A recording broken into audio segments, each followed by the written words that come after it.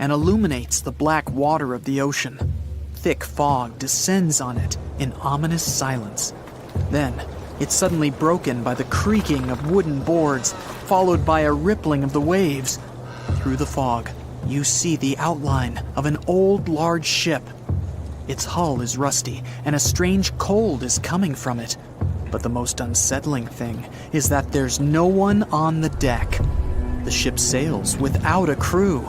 No, this isn't a mythical Flying Dutchman, but a very real ghost ship. September 2nd, 2019. The British Royal Navy's ice patrol ship, called the HMS Protector, sails through the calm waters of the Atlantic Ocean. The time is 11 p.m. Some of the ship's crew are on deck, while others are sleeping in their cabins. The captain steers the ship and looks straight at the horizon. The sky is lit up by an orange twilight, and clouds float in the distance. Suddenly, against this beautiful landscape, one of the sailors notices the black silhouette of an unknown ship. The captain slows down and steers the ship a little closer to the mysterious vessel. This is an old cargo ship, 250 feet long. Attempts to contact the crew members lead to nothing. It seems the unknown boat is floating in the ocean by itself. There's no one on board, at least, no one alive. The deck of the ship creaks from rocking on the waves. The sun sinks below the horizon, and it gets dark. The ship looks terrifying.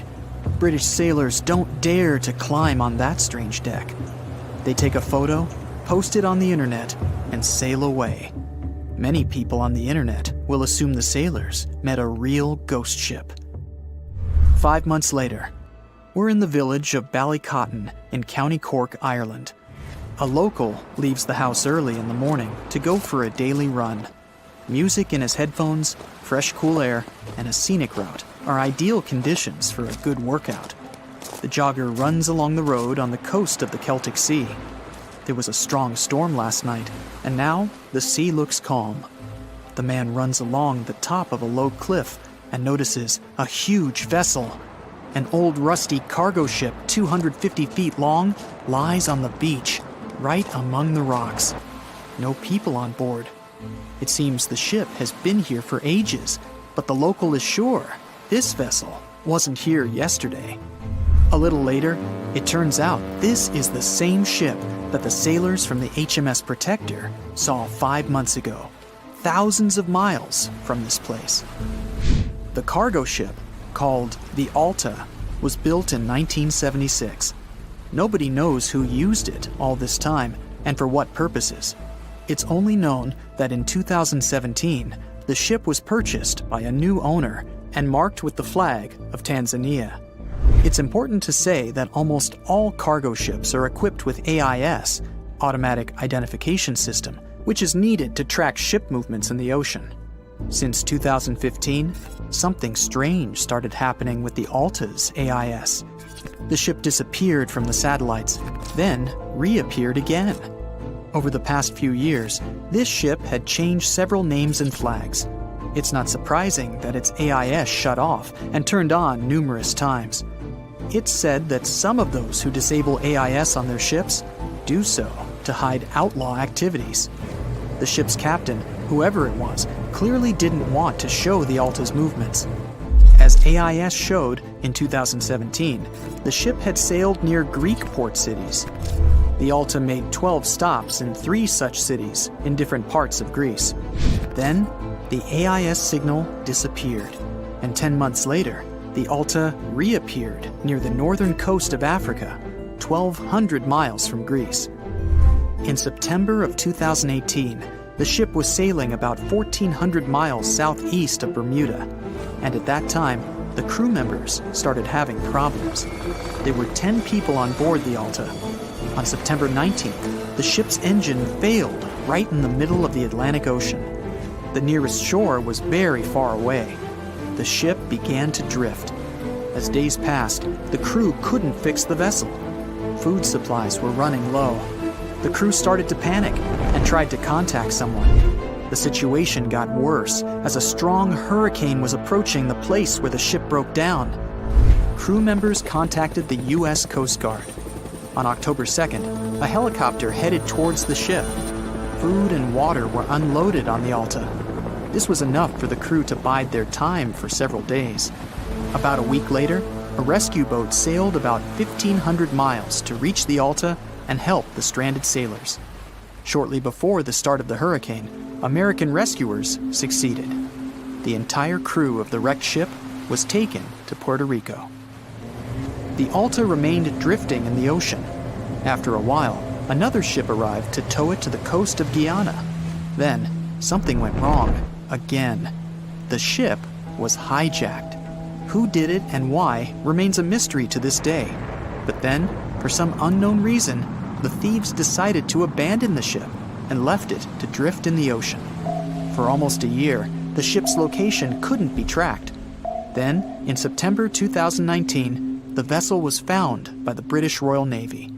How the Alta was able to cover the distance across the Atlantic and wash up on the coast of Ireland is unknown. An investigation has been launched in Ireland. It's necessary to identify the owner of the vessel and find a responsible person to take on the task of towing it. But no one has since been found. Once, an unknown person called the Irish authorities and introduced themselves as the owner of the ship, but didn't provide any evidence. Several barrels of oil were found on board the Alta. To dismantle the ship, the Irish authorities will need to spend about 10 million euros. Local residents are annoyed by the wreck too. Corroding metal is bad for the environment, and kids have already snuck on board and posted a video on the internet from inside the abandoned ship. The further fate of the Alta remains unresolved. It's still lying there. That ship sailed in the ocean for just 2 years. Now imagine if some other managed to drift for 38. In all that time, no one could catch this ship, and people still seek it. That vessel is called the SS Baychimo. It was a merchant ship owned by a Canadian trading company. In 1931, the ship got stuck in ice off the coast of Alaska. A strong snowstorm began. The team waited a week for it to end, but the storm only intensified. One day, the weather improved a bit, and part of the team was evacuated to the nearest city. Another part of the crew, with the captain, set up camp near the ship. The storm started again and didn't stop for a long time. The blizzard was so heavy that the ship's captain couldn't see beyond his arm's reach. Finally, when the storm was over, the captain saw that the ship simply vanished. He decided the Baychimo sank during the storm. A week later, the ship was found, drifting near the place where it was lost. The hull of the ship was damaged so badly that it was unsafe to sail on it. The captain decided to abandon the ship. However, it didn't sink. For the next 38 years, it was drifting at various points along the Alaskan coast. Several times, people climbed on the ship, including native Alaskan residents and a group of researchers. Attempts to save the vessel from the sea ended in failure. The salvage operations were hampered by drifting ice and bad weather. The last time it was seen was in 1969. The ship was frozen and blocked by the ice. In 2006, the government created a special project to find the Baychimo. However, in all these years, the ship still hasn't been found. Its fate is unknown. It's likely that the ship has finally found peace and is now lying on the seabed of the Chukchi Sea. The voyage started just like any other. The cargo ship SS Cotopaxi is making another journey to Havana, Cuba, to deliver coal. It's November 29, 1925. For Captain Meyer and his crew, leaving Charleston Port, South Carolina, it will be the last trip the ship ever makes. Its route ran through the Bermuda Triangle. 2 days into the trip, the Cotopaxi sent out a distress signal. It had got caught up in a strong tropical storm and turned over on its side. The wind was very strong and there was powerful lightning as well. Rain gradually filled the ship's hold. Then there was a bright white flash, and the ship disappeared without a trace. Later, its wreckage was found in the Gobi Desert, which is in a completely different part of the world. All 32 crew members, including the captain, were missing. Of course, the part about the Gobi Desert is fictional. For one of his movies, Steven Spielberg came up with the idea that the ship was moved there by aliens. Still, in real life, the ship was never found, and its crew really did disappear. It was officially declared missing a month afterward, and nobody could find the wreck. It seems like a classic case of mysterious things going on in the Bermuda Triangle. But most mysteries are solved sooner or later. In 2020, the Cotopaxi was found. A man named Michael Barnett had moved to Florida to study shipwrecks off the coast. One wreck in particular really caught his attention. It was much larger than the others, and the locals called it the Bear Wreck. It was about 40 miles from St. Augustine in northern Florida, but no one had ever managed to identify the rusty hull. So Michael started to do some detective work. He measured the size of the shipwreck and started working through all the information he could find. He researched hundreds of old newspapers, leafed through insurance records, and looked at artifacts found on the wreck. After hundreds of hours of hard work, Michael was sure it was the Cotopaxi. But a few years before, there had been a rumor that the same ship had been found off the coast of Cuba. The Coast Guard found the wreck of a cargo ship about the same size that looked a lot like the one lost in 1925. Michael was sure they were wrong, so he teamed up with some science journalists and kept investigating. Soon they discovered something that seemed to confirm Michael's belief. Divers found brass valves with the letters SV on them in the wreckage of the ship. Michael suggested these initials referred to Scott Valve Manufacturing Company. The headquarters of this company was in Michigan, not far from where the Cotopaxi had been built. The company had probably supplied parts for the Cotopaxi. So the puzzle seemed to be solved. The Bear Wreck was really the missing cargo ship. But Michael still needed to work out why the ship had sunk. Did something mysterious really happen to the Cotopaxi in the Bermuda Triangle? Later, Michael found the testimony of the ship's carpenter among some old papers. The carpenter claimed that the hatches covering the coal on the ship had been in a terrible condition before it sank. Repair work on the covers wasn't finished before the crew got the order to sail to Cuba. So if the hatch covers were still broken during the trip, water could have easily gotten on board. This water probably flooded the hold during the tropical storm. This was the real reason why the Cotopaxi went down. There was really nothing mysterious about it. It was just a mistake made by ordinary people. But this is just one example out of dozens or even hundreds where ships and planes have gone missing in the Bermuda Triangle. We still can't explain some of these incidents. It seems like there really is something weird going on there. One of these strange events happened in 1948. A passenger jet was headed for Miami from San Juan, Puerto Rico. It disappeared in the same area as the Cotopaxi. The 32 people on board vanished without a trace. The weather was clear throughout the flight, but experts think that when the plane was about 50 miles from the coast, it could have been hit by a strong wind that knocked it off course. Years later, a similar plane was found in the area of the Bermuda Triangle, but because no one could work out the registration, it was impossible to say for sure if it was the same one. Something even stranger occurred not long before, in 1945. 5 planes went missing all at the same time. Some trainee pilots were practicing their navigation skills, but when they'd finished, it seems they couldn't find their way back home and disappeared.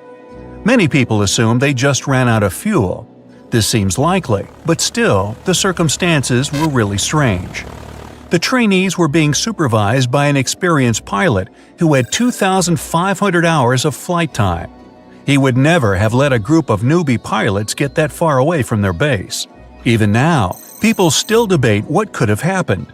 Some insist the pilots ran into something supernatural out there in the Bermuda Triangle. But who knows? And here's another freaky thing that happened there which no expert has been able to explain. Time travel. In 1970, Bruce Gernon was flying a plane from Andros Island to the Florida coast. When he was at 11,500 feet, a giant cloud appeared in front of him. It kept getting bigger and bigger, and he had no choice but to fly through it. As soon as he did, the plane was surrounded by darkness. It was as if the day had turned to night in a split second. Suddenly, Bruce began to see white flashes of light around him. They were so bright that they lit up the entire sky. But they weren't lightning bolts, although he couldn't really explain what they were. The plane continued through the strange cloud for almost a half an hour. Bruce noticed that the cloud changed shape during this time. The space around the plane turned into a tunnel. Then the tunnel started narrowing. Bruce became really tense as he tried to cope with the plane's controls. All his instruments and navigation equipment were going crazy, and the electronics stopped working. Then, a white light appeared at the end of the tunnel. Just like in the movies, the plane escaped the closing cloud tunnel at the very last second. Everything was fine, but now Bruce found himself in some white fog. He had no idea where he was. Then he managed to contact ground control. He was shocked when he learned that his plane was already in the airspace above Miami. It seemed that something impossible had happened. Bruce was meant to cover a distance of about 250 miles during the flight. This usually took 1.5 hours, but he had managed it in just 47 minutes, almost 2 times faster than normal. When Bruce landed, he went to check the amount of fuel left in the tank. It turned out he'd used up a lot less than the normal amount of fuel as well. Could there be a logical explanation for the time-traveling plane? Well, records show that a large number of sunspots were detected on the surface of the sun that day, and there was a strong solar wind. This could easily have made the electronics and devices on the plane go crazy. But what about the mysterious cloud? The Florida coast is a place where 2 large air currents meet. One has a high pressure and the other is a low pressure one. This causes a lot of storm clouds in the area. But people still debate how Bruce was able to cover the distance so quickly. Some people say that some kind of mysterious dark energy was involved. Others say it was a gravitational anomaly that curves space and time. Others think that Bruce is just a fraud. We still don't know the truth. So, is there really something supernatural about the Bermuda Triangle? Or is it all just coincidences and made-up stories? The truth is that no more planes and ships disappear in the Bermuda Triangle than anywhere else in the world. No matter what happens, don't stop! We almost got it! 2 treasure seekers are digging frozen ground in a cornfield at night. It's raining hard, lightning is flashing, but these 2 guys keep working. And now the shovel hits something solid. No way! A treasure chest! They start digging faster and find a piece of a ship's engine. What the? Far from the seas and lakes, somewhere under the fields of Kansas City, they found a giant sunken ship. How is this possible? Now you'll see. Some people spend their lives searching for shipwrecks with treasures underground. One of them is explorer David Hawley. He's been looking for such ships far from the seas, rivers, and oceans for many years. He does this because he likes the feeling of adventure. The holds of these ships may contain chests of gold, antiques, and artifacts. And you can get a lot of money for them. David says you don't have to go into the ocean to find a sunken ship. They may be lying in your backyard. But why do ships end up buried underground among fields, farms, and plains? Let's find out using the example of steamboat Great White Arabia. According to old records, the newspaper clippings, this ship had been carrying about 200 tons of treasure before it sank in 1856. Many rumors and local legends said the ship was lying underground a few miles northeast of Kansas City. It was there because people deliberately altered the riverbed and channels of the Missouri River in the second half of the 19th century. They artificially brought the shores closer to each other. They narrowed the river to increase the flow's speed, so boats could sail much faster. In the 19th century, steamboats were the most popular means of transporting passengers and goods. Before railroads, they extended the western border across the Mississippi and Missouri rivers and brought supplies to people. That's why it was so important to increase the speed of their movement. So, on September 5th, 1856, Arabia was sailing along such an estuary. It came across a snag sticking out of the water. A piece of log quickly flooded the ship. Fortunately, all passengers were evacuated. But the steamer and its precious cargo reached the silt bottom of the Missouri River in a few minutes. Several years had passed. Everyone forgot about the vessel. During this time, the course of the Missouri River had changed.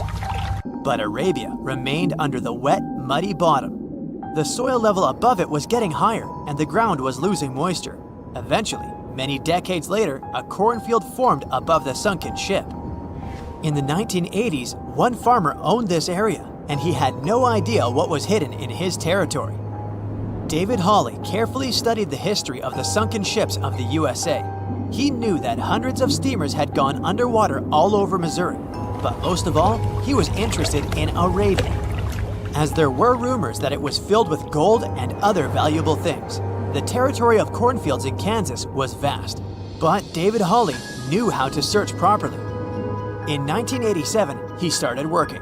First, together with his brother and father, they collected all the clippings from old newspapers they could find. They were looking not only for information about the steamer, but also for maps of the Missouri River. They tracked its historical changes, checked the dates, and identified a large area where the steamer sank. Next, they used electromagnetic testing and other geological stuff to study the soil and find the right place. They searched for differences in ground moisture and density. Then, they went through the territory with powerful metal detectors. And so, by the fall of 1988, they had determined the location of the steamer. Arabia was the size of a football field. This gigantic vessel lay 45 feet underground, 4 stories down. But before they started excavating, they had to ask the owner of the cornfield for permission. For the farmer, this news was a big surprise. He agreed, on the condition that the excavations would be completed by spring so that he could sow a new crop. Digging a giant ship in winter is much more difficult and expensive than at other times. It includes additional equipment, electricity, and heating costs. The team worked day and night. They financed the excavations out of their own pocket.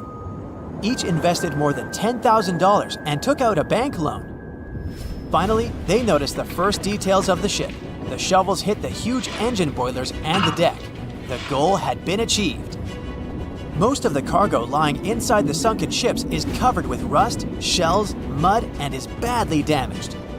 The contents of Arabia were in excellent condition, considering that the ship had sunk 130 years prior. Unfortunately, they didn't find the chests of gold. Still, they got several tons of other valuable cargo, household items of people who lived in the middle of the 19th century. It was a time capsule.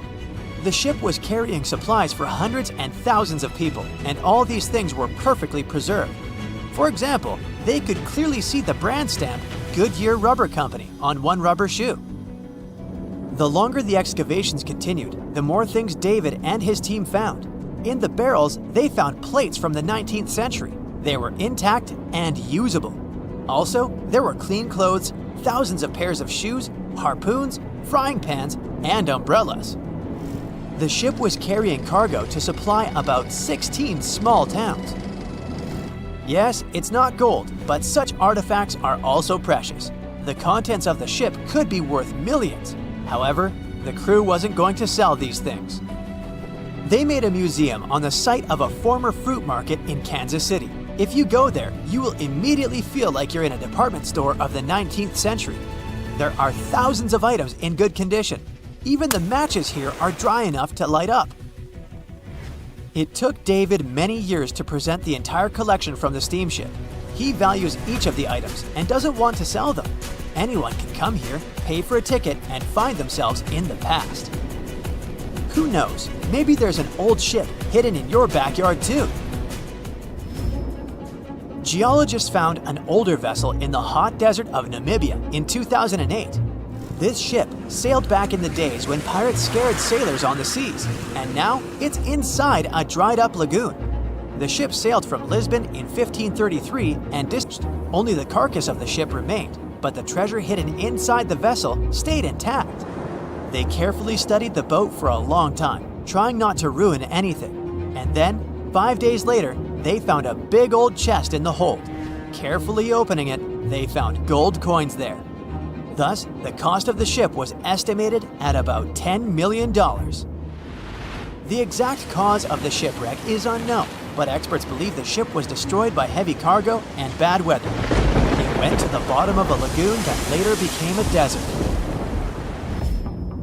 Some find an airplane in their backyard, others discover a ship, and one man found a passage to an ancient secret city in his house.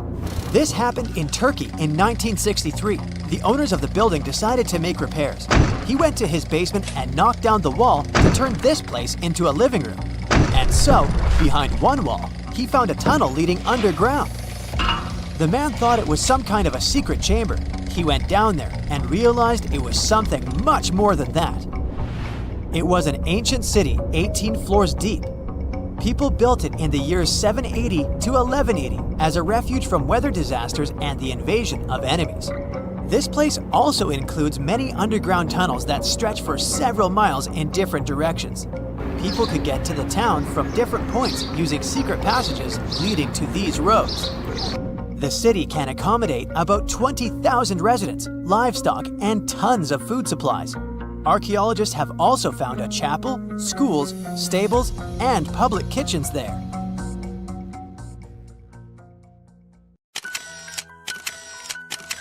At the beginning of the 20th century, somewhere off the coast of West Africa, a German steamship was leaving the port. Suddenly, the weather got worse, and the vessel entered a thick fog. The sailors ran aground on a sandbank close to the shore.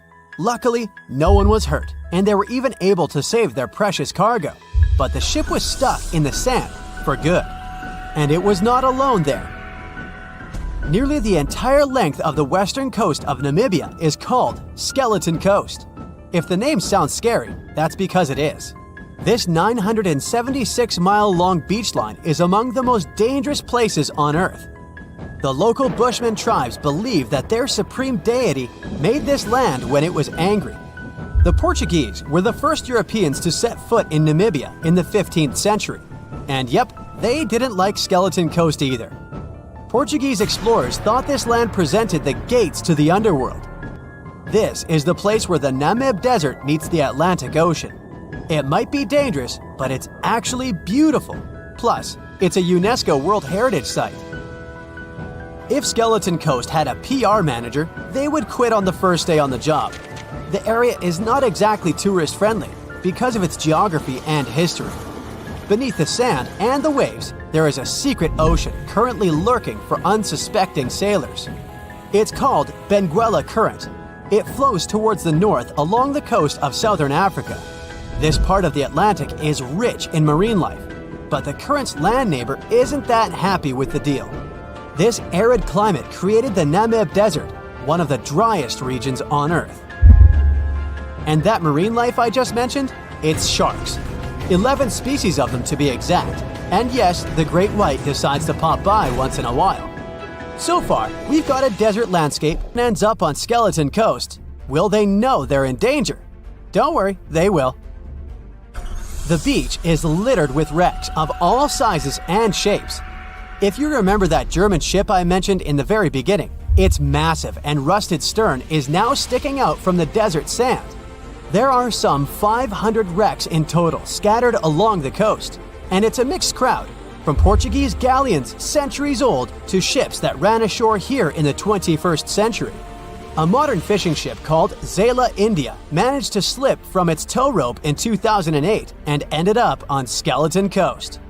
Okay, it didn't escape on its own, it had some help from the elements, but it's better to be a tourist attraction on a beach than to be broken up for scrap. That's where the trawler was originally going, poor thing. Skeleton Coast's most famous inhabitant, to call it such a place, is the wreck of the Dunedin Star. The British cargo liner ran aground here in 1942. The massive rescue operation that followed reveals why it's so dangerous for sailors to end up here. The rescuers managed to save all of the crew and passengers, but at a heavy price. An aircraft and a tugboat were lost in the process. It took the last of the rescuers a full 2 months to return home to Cape Town. Why, you might wonder? One look at the map of the region reveals the reason. It's an endless sea of yellow, which is the sand. There are so few roads here, so Skeleton Coast is hard to reach by land. There are also legal obstacles. You need a special permit to drive into the area. But the skeletons in the name of the area don't only refer to ships, they also stand for animal bones. Most of these belong to whales and seals. Many animals have adapted to the area, so lions and hyenas roam the coastline in search of a meal. Yeah, now there are hungry lions as well, as if those sharks weren't enough.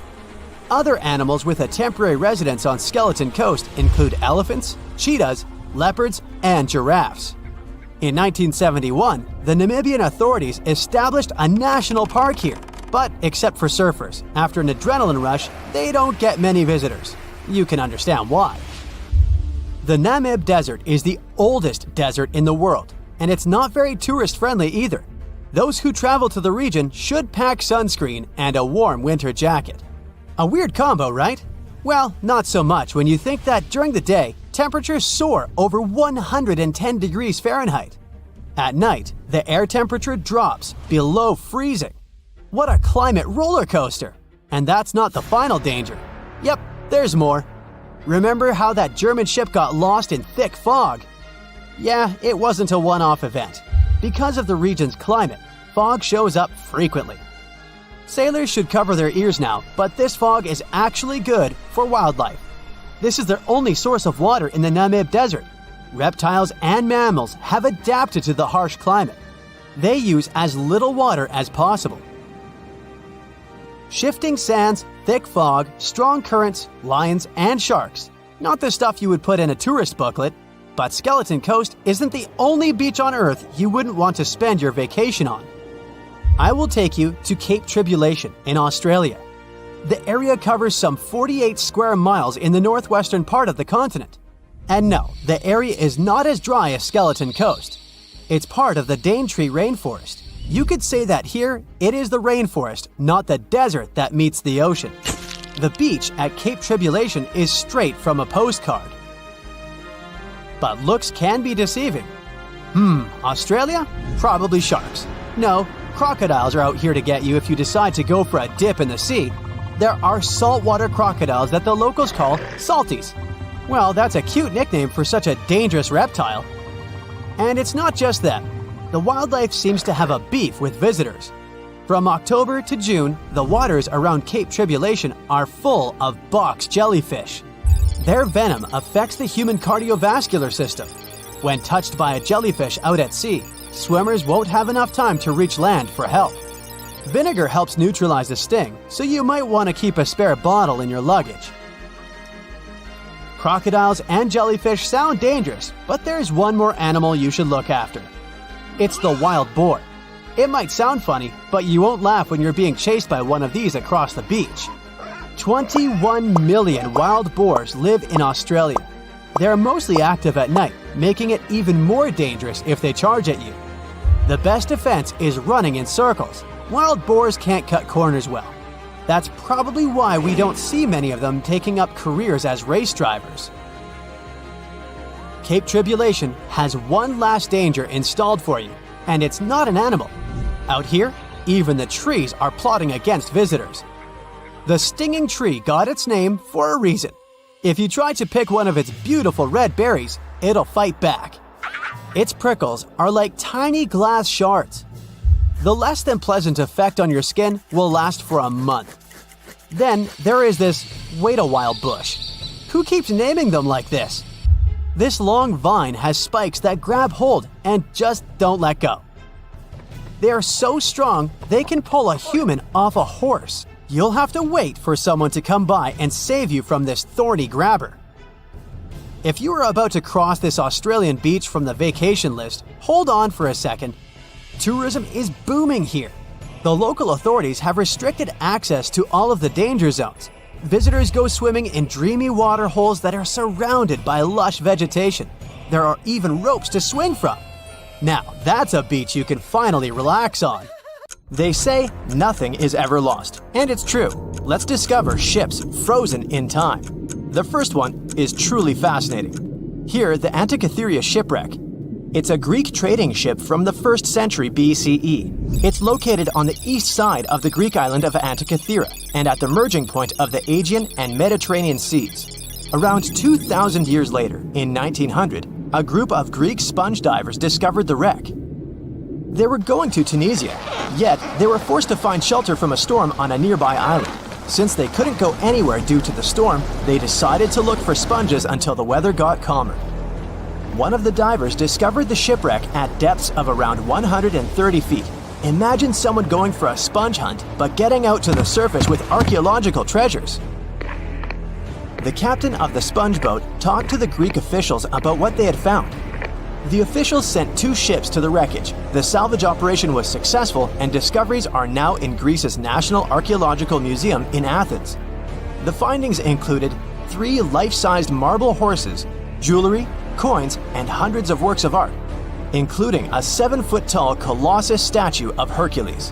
Among these treasures, Antikythera ephebe, a bronze statue of a young man, caught more attention. Because the ephebe doesn't comply with any familiar iconographic model, and there are no known copies of his type, he held a spherical object in his hand. Scholars have different theories of who that person could be, but they are not in a consensus yet. More than 70 years later, Jacques-Yves Cousteau and his team went to the area and recovered hundreds more artifacts and the remains of 4 people. Interestingly, they discovered a complex set of interlocking gears, capable of predicting the movement of the sun, moon, and several planets. The mechanism can also show the times of solar and lunar eclipses years into the future. Think of this Antikythera mechanism as an early computer calendar, to plan significant events like agricultural activities, religious rituals, and Olympic Games. These artifacts found in the Antikythera wreckage are some of the most important findings in modern archaeology. Just the Antikythera mechanism itself has changed our perception of the limits of ancient technology. The mechanism has a sophisticated design and was made over 1,000 years ago. After all these amazing discoveries, experts believe that the wreckage site has remained largely unexplored and is mostly because of its location and the landscape of the seafloor on which the ship rests. The wreck is too deep for scuba divers but too shallow to use something like a submersible. A survey made on the seafloor in 2012 showed evidence of a second wreck about 800 feet to the south. It's clear that this area has a lot to offer humanity. What would happen if those sponge hunters didn't go to the area? Scientists found a shipwreck in Antarctica at the bottom of the Weddell Sea 107 years after it sank. The name of the ship was Endurance, and it was the lost vessel of Antarctic explorer Sir Ernest Shackleton. Scientists who laid eyes on it decades later say it is among the greatest undiscovered shipwrecks ever. That is why they filmed the whole discovery. The video shows the remains of the Endurance and proves it is still in remarkable condition. It has been sitting in 10,000 feet of water for over a century, yet it looks like it sank very recently. So the story goes like this. The ship was crushed by ice and sank in 1915.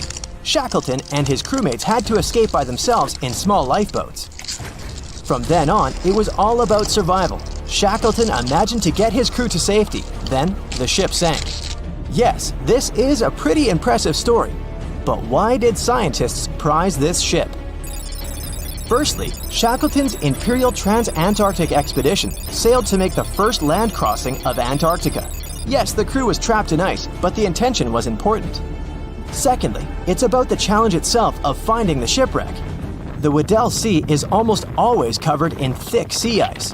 The same ice that made the Endurance sink. Getting near the presumed sinking location is super hard, let alone being able to conduct research. Experts of the modern expedition team foresaw the time when the lowest extent of Antarctic sea ice would come using satellite images. They realized that the weather was in their favor to start an expedition. Dr. John Shears said that they have successfully completed the world's most difficult shipwreck search, fighting against constantly shifting sea ice, blizzards, and temperatures decreasing to negative 0.4 degrees Fahrenheit. Yeesh, I can't imagine the worst conditions in Antarctica if these conditions are in their favor. Lastly, look at this. It's timbers. They're very much intact. Plus, you can read the ship's name. It's still visible. Marine archaeologist Menson Bound says that this is the finest wooden shipwreck he has ever discovered. He has 50 years of career experience, so I believe the guy. So how come the wood is not rotten? Dr. Michelle Taylor, a deep-sea polar biologist, said that there has been little wood deterioration because the wood-munching animals are not in this forest-free region of Antarctica. Workers of a coal mine in East Serbia discovered 3 shipwrecks that had been there for at least 1,300 years. The largest shipwreck is an ancient Roman fleet. It's around 50 feet long with a flat bottom. It's estimated that the ship could carry a crew of 30 to 35 people. Looking at its hull, you can see the marks of repairs. Wow, this one had a lengthy career. You know, it gives us insight into more than 1,000 years ago. The 2 smaller vessels, on the other hand, match descriptions of boats used by Slavic groups to attack the Roman frontier. These 2 have been discovered under mud and clay in an ancient riverbed. Apparently, in those times, there was a Roman base in a place called Viminacium City. Interestingly, Viminacium was a provincial capital with an estimated 40,000 inhabitants in the 4th century CE. For comparison, it was even larger than Pompeii. The Kostelach coal mine is a center of hidden gems. Archaeologists had found evidence of ancient human and animal activity here before. For instance, in 2012, experts found bones of at least 5 woolly mammoths, which went extinct about 10,000 years ago. Canadian archaeologists found a ship 150 years after it went missing in the Canadian Arctic waters. This merchant ship is called HMS Investigator. It was purchased in 1848 to search for the explorer Sir John Franklin's ship that got lost in the Northwest Passage expedition. So, HMS Investigator left Britain in 1850 for this rescue operation. The expedition crew, captained by Robert McClure, sailed the Investigator into the water. He realized that he was in the final leg of the Northwest Passage, the sea route across North America. But before he could sail into the Beaufort Sea, the 122-ton ship itself got stuck in the thick ice. The crew spent the winter over the Prince of Wales Strait. The following summer, McClure tried again to sail to the end of the passage, but the ice blocked his way once more.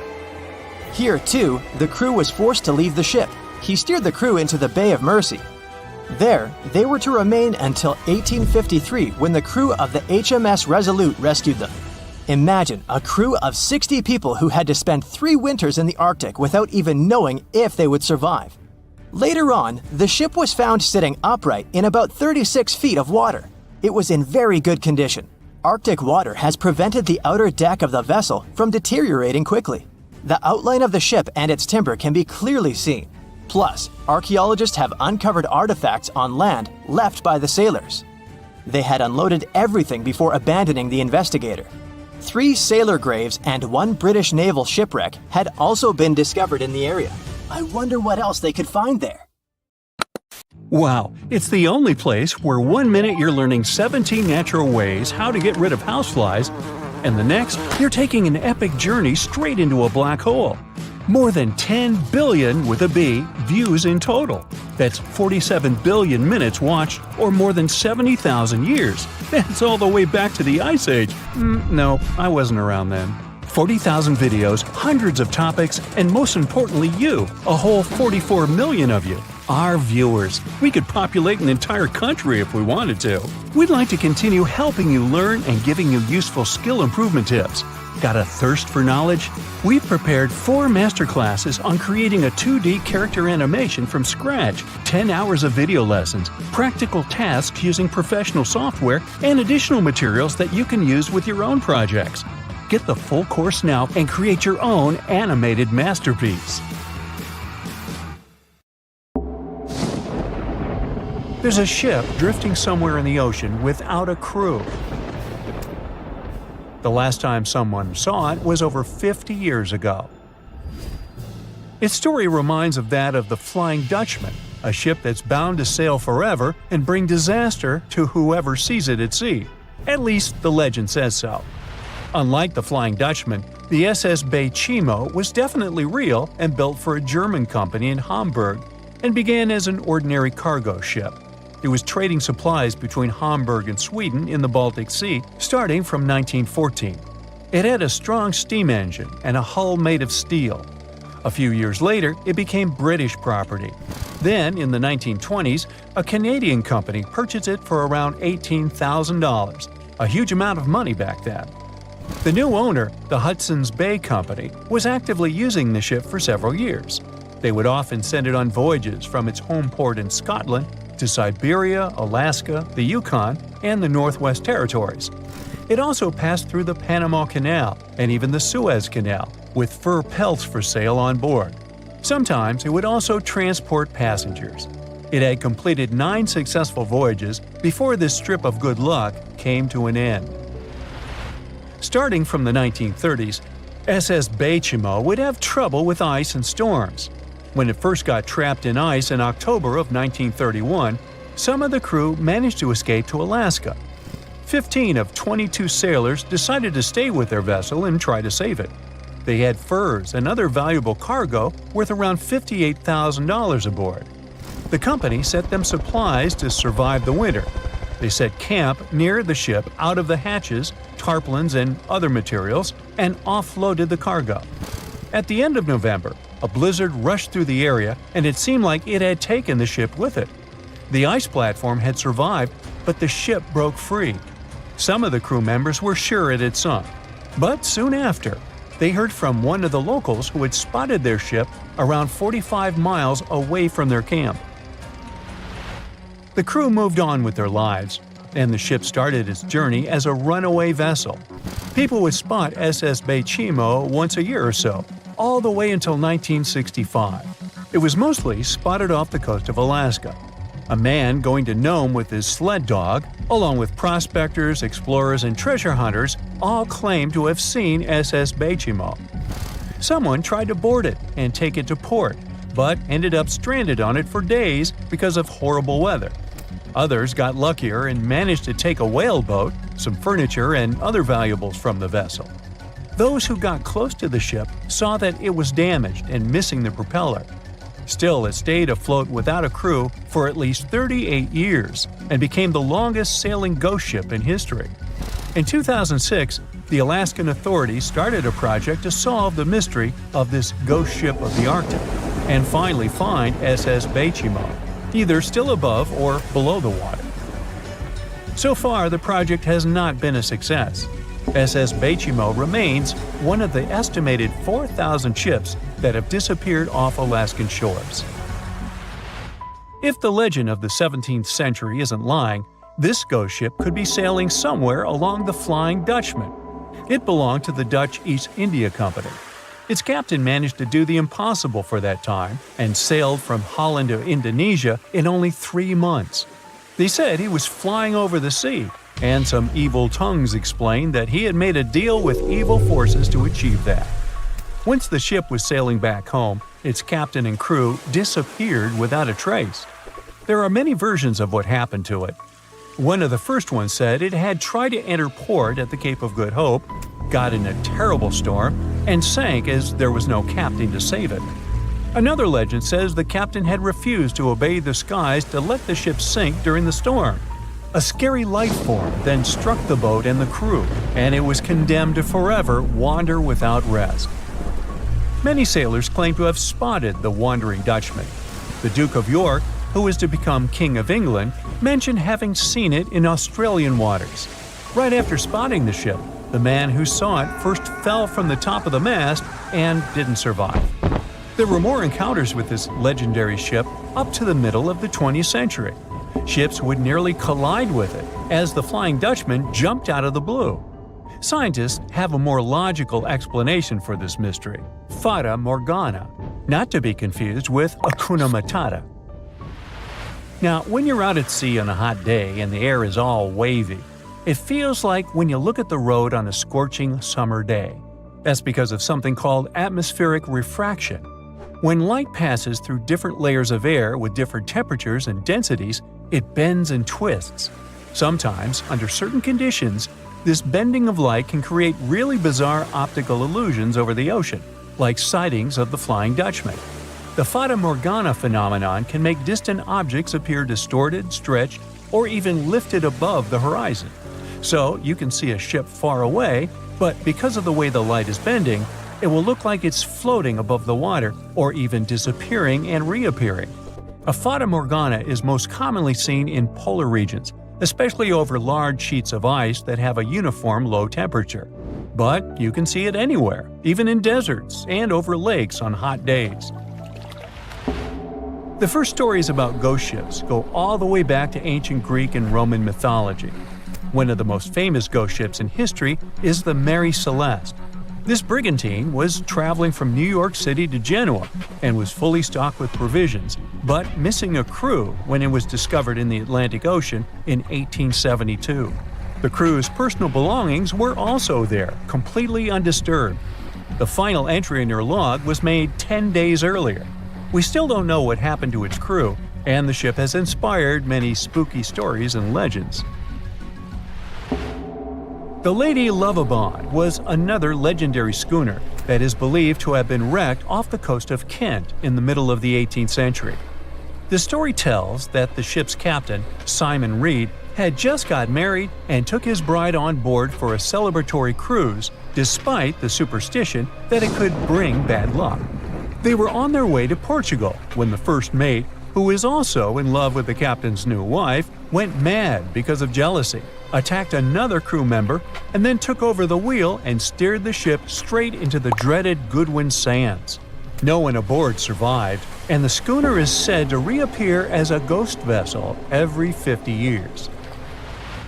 In present times, many vessels become abandoned and turned into ghost ships intentionally. There are thousands of them floating in U.S. rivers, lakes, channels, and coastal waters. Some people lose their boats in storms and other extreme weather. Others have to abandon their boats because maintaining them can cost 10% of the boat's price. Plus, docking a vessel can add up to several $1,000s every year. Most boats have been made of fiberglass, so an owner can't just recycle them as scrap metal. So, once they want to get rid of it, they often tie it to a dock and sneak away, or leave it floating far away from the shore, or just try to sink it. When ghost ships sink in shallow waters, they can cause damage to coral reefs, mangroves, marshlands, oyster habitats, and wetlands. Plus, they can collide with unsuspecting regular ships and cause real trouble. So, don't do that. Enough said.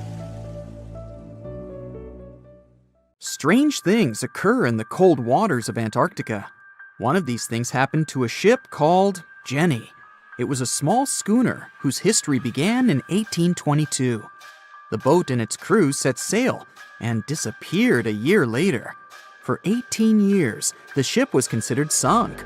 People forgot about it, but in 1840, the vessel reminded the world of itself. That year, the whaling ship Hope sailed through the Drake Channel in Antarctica. The crew members noticed a ship among icebergs. It was the schooner Jenny. It was floating slowly in the dark, with no signs of life. The captain of the Hope, Mr. Brighton, gave the order to approach the mysterious vessel. They thought it was some creepy ghost ship, but as they came closer, they noticed crew members on the deck. The sailors of the Hope called out to them, but received no answer. This time, it became clear that something terrible had happened to the Jenny. When Brighton boarded, he realized that the Jenny crew members weren't missing. They were here. Frozen people stood like statues. Brighton went down to the lower deck and found the captain. He was sitting frozen at the table, holding a pen. Brighton looked at the logbook. The last record was made on May 4th, 1823. The captain wrote that he was the only living member of the crew. They spent 71 days without food. It seemed that the ship got lost in the sea because its captain went off course or sailed into an iceberg, but no one knew for sure. After that, nobody ever saw the Jenny again.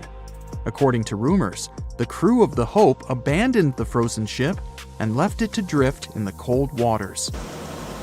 According to other rumors, this whole story is fiction.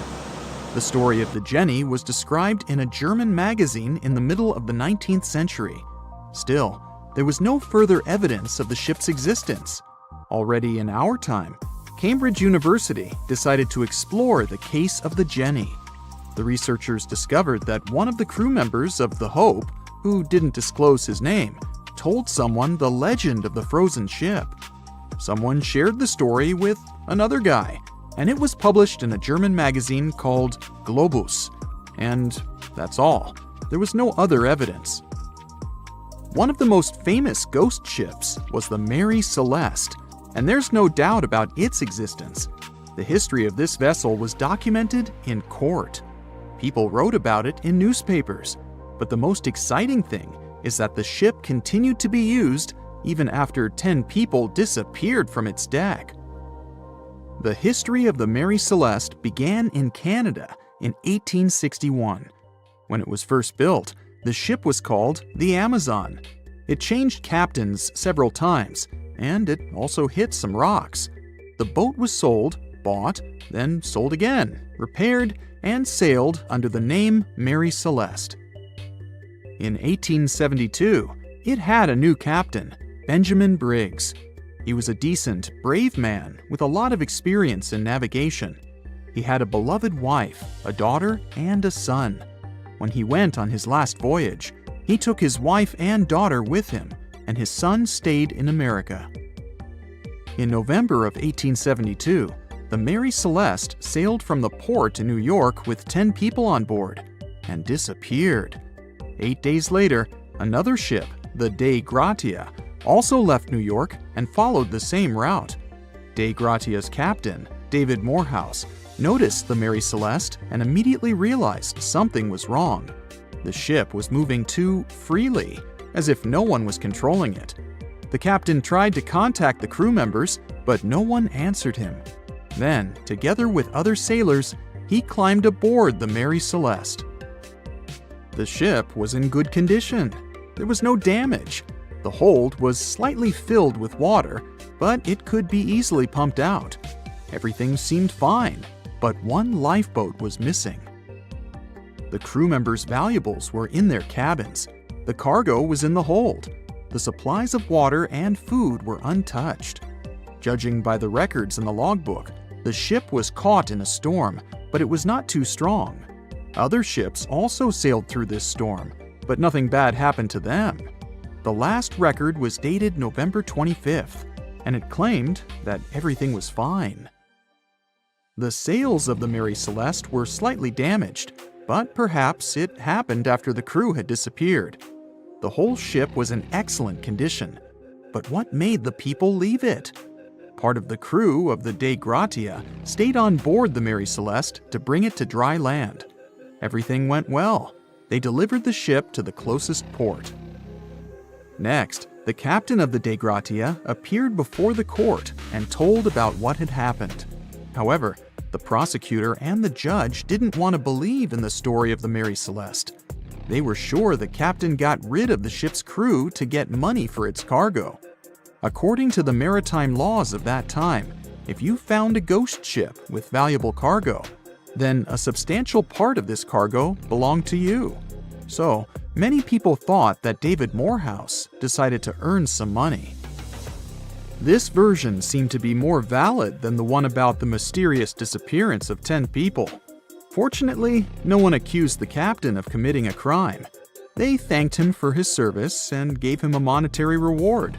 However, his reputation was damaged, which greatly affected his career, as many believed he attacked the crew of the Mary Celeste.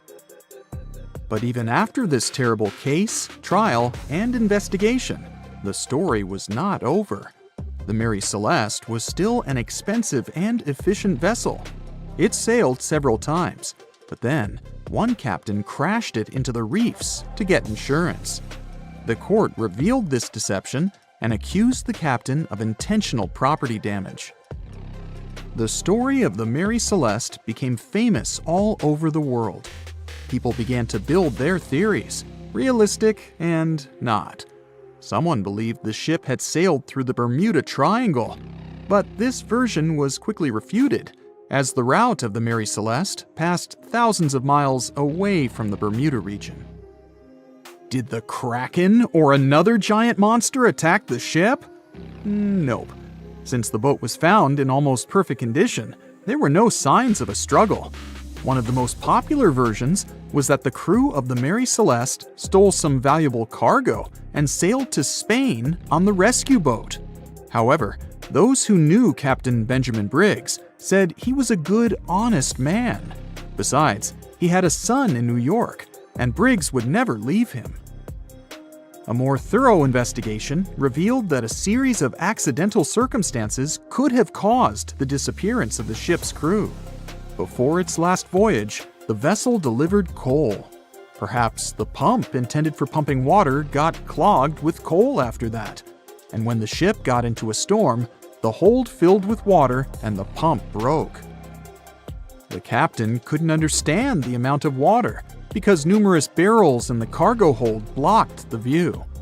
Benjamin Briggs assumed it was dangerous to stay on the ship during a storm, so he evacuated with the passengers on a lifeboat. Perhaps they were close to land and decided to sail there, but the storm intensified and overturned the boat. Also, one record in the log journal said that the chronometer was faulty. It was a device that helped to determine your location at sea using longitude. Briggs got lost and didn't know which way to sail. The storm was strong, and he couldn't determine whether the ship would sink. Perhaps Briggs decided to leave the ship in a rescue boat when he saw the coast of the Azores. The uniqueness of this ghost ship case is that, unlike many others, you can investigate it yourself. There's a lot of information about the Mary Celeste on the internet. There are documentaries and research articles. Perhaps you'll be able to notice something that others haven't seen and solve the mystery of the disappearance of 10 people. They said it was the most technologically advanced ship. They said it was unsinkable. And when it sank, they made a movie about it. These were the main reasons why the Titanic disaster became world famous. But unfortunately, this is not the only large-scale shipwreck. And sadly, there have been cases much worse than the tragedy of the Titanic.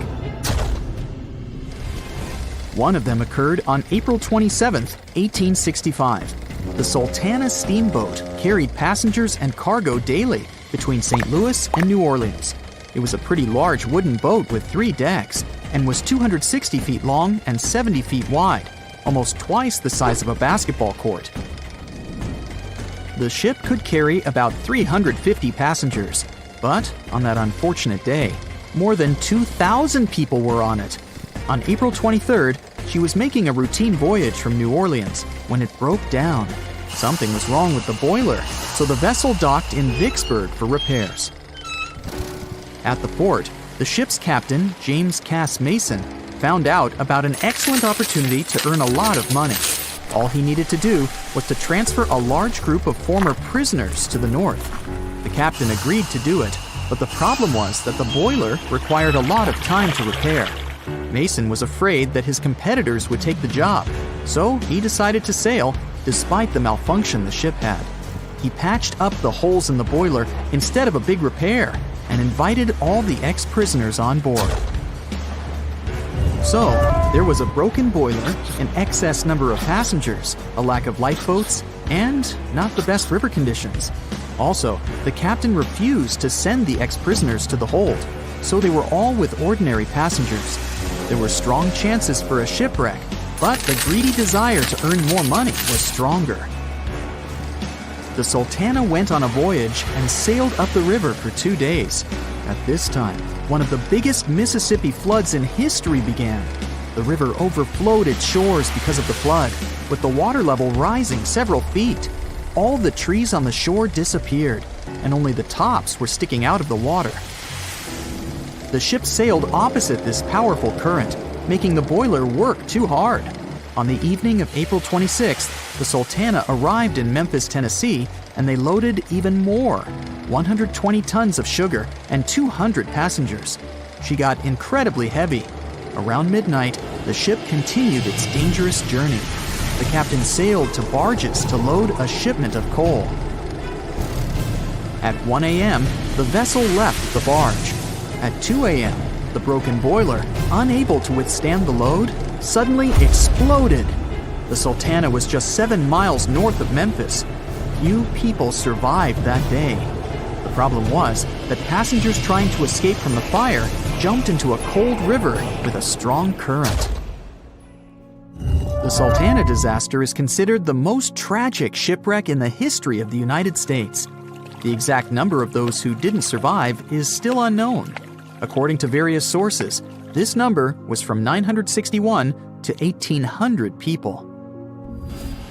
Don't be surprised that almost no one knows this story. There were many more survivors in the Titanic tragedy, and everybody heard about it. But the Sultana sank during one high-profile event. 12 days before the shipwreck, the country lost Abraham Lincoln. People hadn't yet recovered from this news, so no one paid much attention to the tragedy of the Sultana. Many catastrophes happened quite recently by historical standards. One of them occurred in 2002. The ferry La Jula was a Senegalese vessel. The ferry sailed twice a week, mainly along the coast of Dakar, carrying passengers who traded mango and palm oil. It made daily voyages and never faced severe problems thanks to modern rescue equipment and good repair service. But one day, the ship's crew discovered a malfunction and sent the boat to port. For almost a year, La Jula was in a non-working condition, awaiting repairs. But it didn't get high-quality service. After poor maintenance, the ferry set off on its last voyage. On September 26, 2002, La Jula sailed between southern Senegal and Dakar, and at 11 p.m. headed toward Gambia, where a strong storm began. The wind raised high waves, but this wasn't critical for the large passenger ship unless the number of people on board didn't exceed the established norm. La Jula was supposed to carry about 500 passengers, but had many more people that day. Too many passengers, poor repairs, and a strong storm caused severe problems for the ship. But the main factor in the shipwreck was that La Jula was only built for sailing in coastal waters, but that day, it sailed far from the shore. Big waves started rocking the boat, and at some point, it just turned upside down. The ship's deck went underwater, and its lower part stuck above the surface like an iceberg. All the passengers sitting in cabins fell on the ceiling and lost their orientation in space. There were no holes or damage in the ship's hull, and water flooded the lower decks for a long time. The vessel stood in a twisted position for several hours. Then, the boat began to sink when the water seeped through the deck and hold. The ocean was warm, but no one came to save the passengers. People had to wait almost 4 days to be rescued. Unfortunately, only a few managed to survive. The Philippines is a very dangerous area for ships. This place consists of several thousand islands and a vast area with shallow water. Ships can run aground and damage the hull with reefs and pitfalls. On September 20th, 1987, one of the most terrible disasters in navigation history occurred there. A Philippine passenger ferry called Dona Paz left one of the islands and sailed toward Manila. The sun was shining, the ocean was calm, and the visibility was good. But for some reason, the crew members didn't notice how the tanker Vector was approaching them. The two ships collided at low speed. The collision wasn't strong, but the problem was that the Vector had tons of oil on board, and the Dona Paz crashed into the cargo hold where that oil was stored. So it spilled all over the ocean, and then a spark slipped through. Not only did the two ships catch fire, but also filled with water. Both ships sank in a matter of seconds. Only a few dozen people survived that disaster. On September 27, 1854, the passenger ship Arctic sailed from Liverpool to New York. The fog came rolling down, and visibility got really bad. Another boat appeared out of the thick white haze, the French steamer Vesta. The ships were close enough to each other that a collision was inevitable. The French vessel was smaller, so it seemed to the Arctic's captain that Vesta had received a lot of damage. And while he was staring at the other ship, his boat got quickly filled with water. The captain gave the order to sail to the shore as fast as possible, but the ship's engines stopped working because of the flood. Then the ship's crew started to lower lifeboats with women and kids. Still, when rescuers found lifeboats with people, it turned out that only 87 out of 400 people survived, 65 crew members and 22 passengers. Surprisingly, there were only grown men among them. The ship's captain survived by clinging to the wreckage. All newspapers wrote about this story as one of the most terrible and shameful tragedies in navigation history. The survivors were criticized because they didn't save women and kids, and the crew members were accused of violating the law, since the safety of passengers should be higher than the safety of sailors. But despite this, none of them were brought to responsibility. Unfortunately, shipwrecks still occur to this day, but fortunately, there are fewer of them than before, thanks to modern navigation systems and radar. But no technology can guarantee there won't be a super strong storm or any other emergency that no one can foresee. Far out in the open sea on a perfectly calm day, a dot appears on the horizon. It grows in size as it gets closer, and soon you can see it's a ship. But when you look at it through the spyglass, chills go down your spine. The vessel is in perfect condition and its cargo is on board, but it's completely devoid of people, drifting listlessly along the current. That was what the captain of the Ellen Austin saw in 1881, and what brought his crew so many sorrows. In December of the previous year, the Ellen Austin, a big 210-foot-long ship, left the port of Liverpool to make its trip to New York. The ship was carrying a load of people hoping to find a better life in the New World. Captain A.J. Griffin took the vessel due southwest for a shorter voyage, and a few weeks into 1881, they found themselves north of the Sargasso Sea, known for its lack of winds and strong circling currents. Ships that got caught in those could lose control and keep on drifting in circles until they were dragged into the center. From there, they'd be incredibly lucky to get back past the currents, but more often than not, they stayed in the desolate desert of the sea forever. Worse still, the area belonged to the notorious Bermuda Triangle, which was already known to take down ships and make them disappear without a trace. The ship's crew were nervous, afraid of being in such a dangerous area so close to a sea that could bring them to a standstill. And ominously, some of the Sargasso Sea's calm must have escaped it, because the Ellen Austin lost its speed one day and fell adrift without the winds. It was fine, though. They had ample provisions and were still on schedule. Captain Griffin was walking around his ship, giving orders in a voice full of calm authority, and both his crew and passengers trusted him completely. But then, the lookout shouted from above that a ship was in sight. And indeed, when the captain looked in the direction the man was pointing, he saw a small schooner moving slowly into view and towards the Ellen Austin. As it came closer, it became apparent that the way the strange vessel moved wasn't right. The captain frowned and examined it through his spyglass. The schooner was untouched, but eerily silent. There wasn't a single soul on board. Derelict ships weren't that rare in the Atlantic at the time, but neither were pirates. Captain Griffin decided to wait and watch. After 2 days, the schooner was as quiet as always, and Captain finally thought it was fine to move in. He took a small team of sailors and boarded the stranded ship. There was nobody there indeed, but luck seemed to be on Griffin's side. The precious cargo of mahogany wood was still in the holds. The captain returned to the Ellen Austin and ordered his select men to take the smaller ship along to New York. The crew's spirits arose with the prospect of riches awaiting them upon arrival. When the winds blew strong again, the Ellen Austin continued its voyage, with the unnamed vessel tagging along. But after a couple of days, the ships were caught in a powerful storm and got separated. The wind, rain, and waves beat them for several days in a row. When the weather finally cleared, Captain Griffin ordered to find the schooner. They searched for another day until they finally found it adrift, way off the course.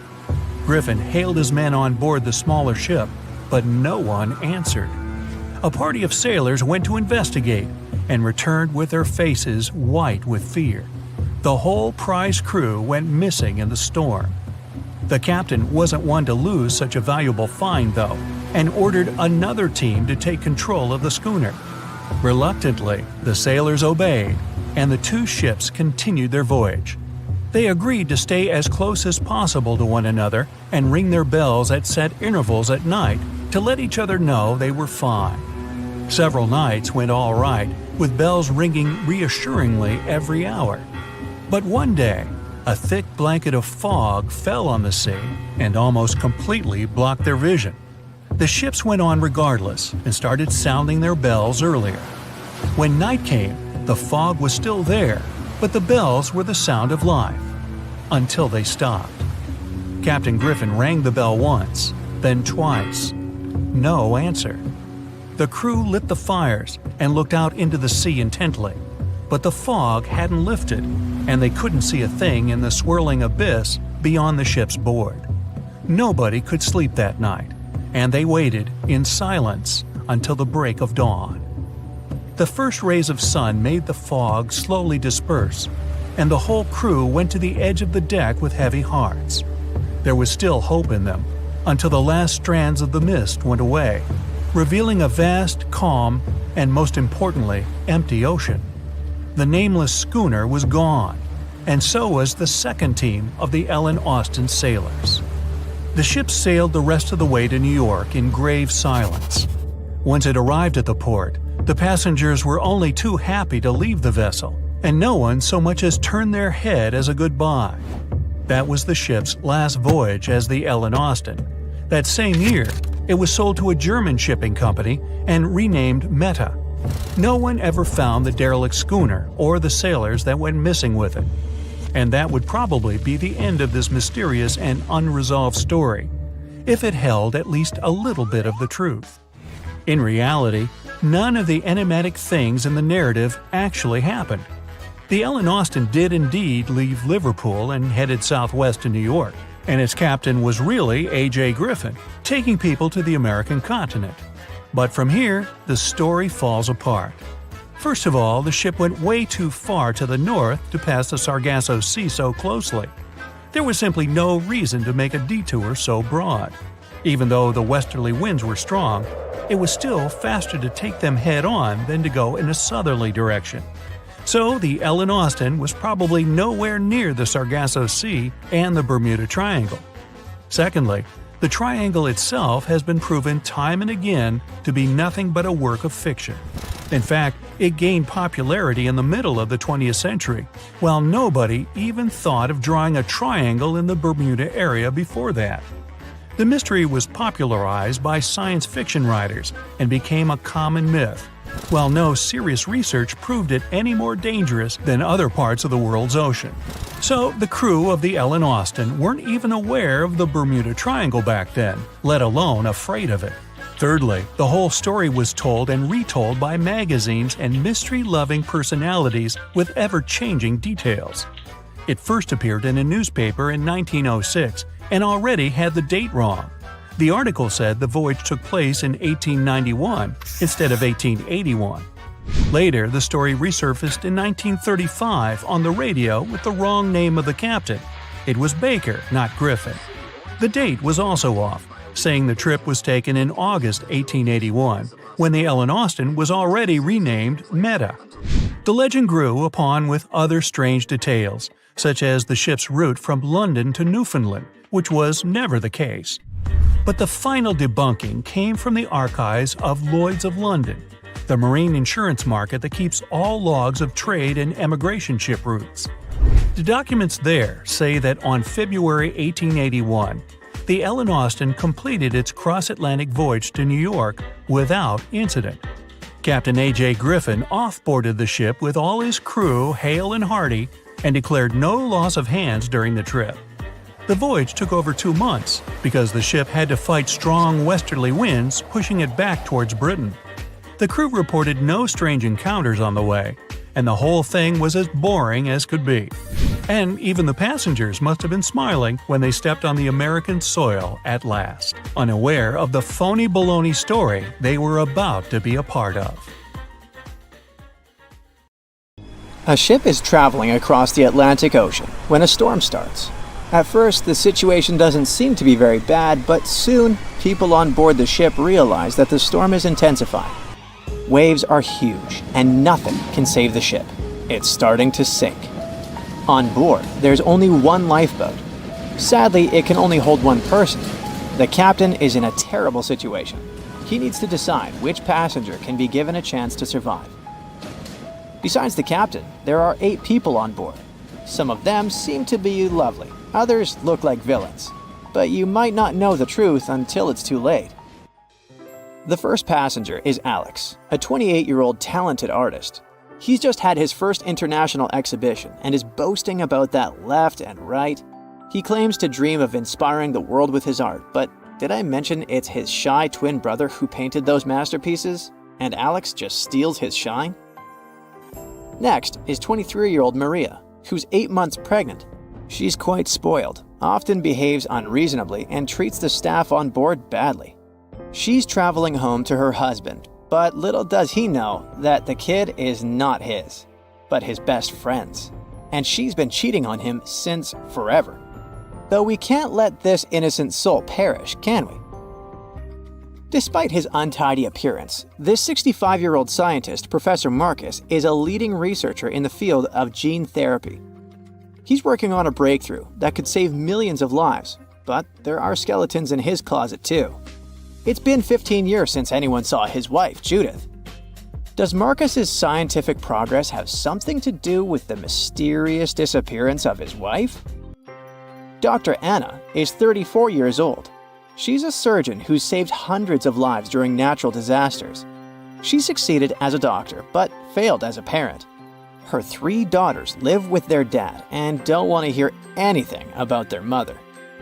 78-year-old Teresa is a widow whose family gave up on her because of her bad temper. She's traveling for the last time in her life to visit her late husband's grave.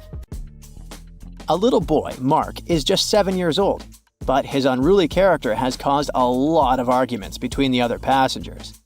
He's traveling alone since his parents are supposed to meet him on the shore.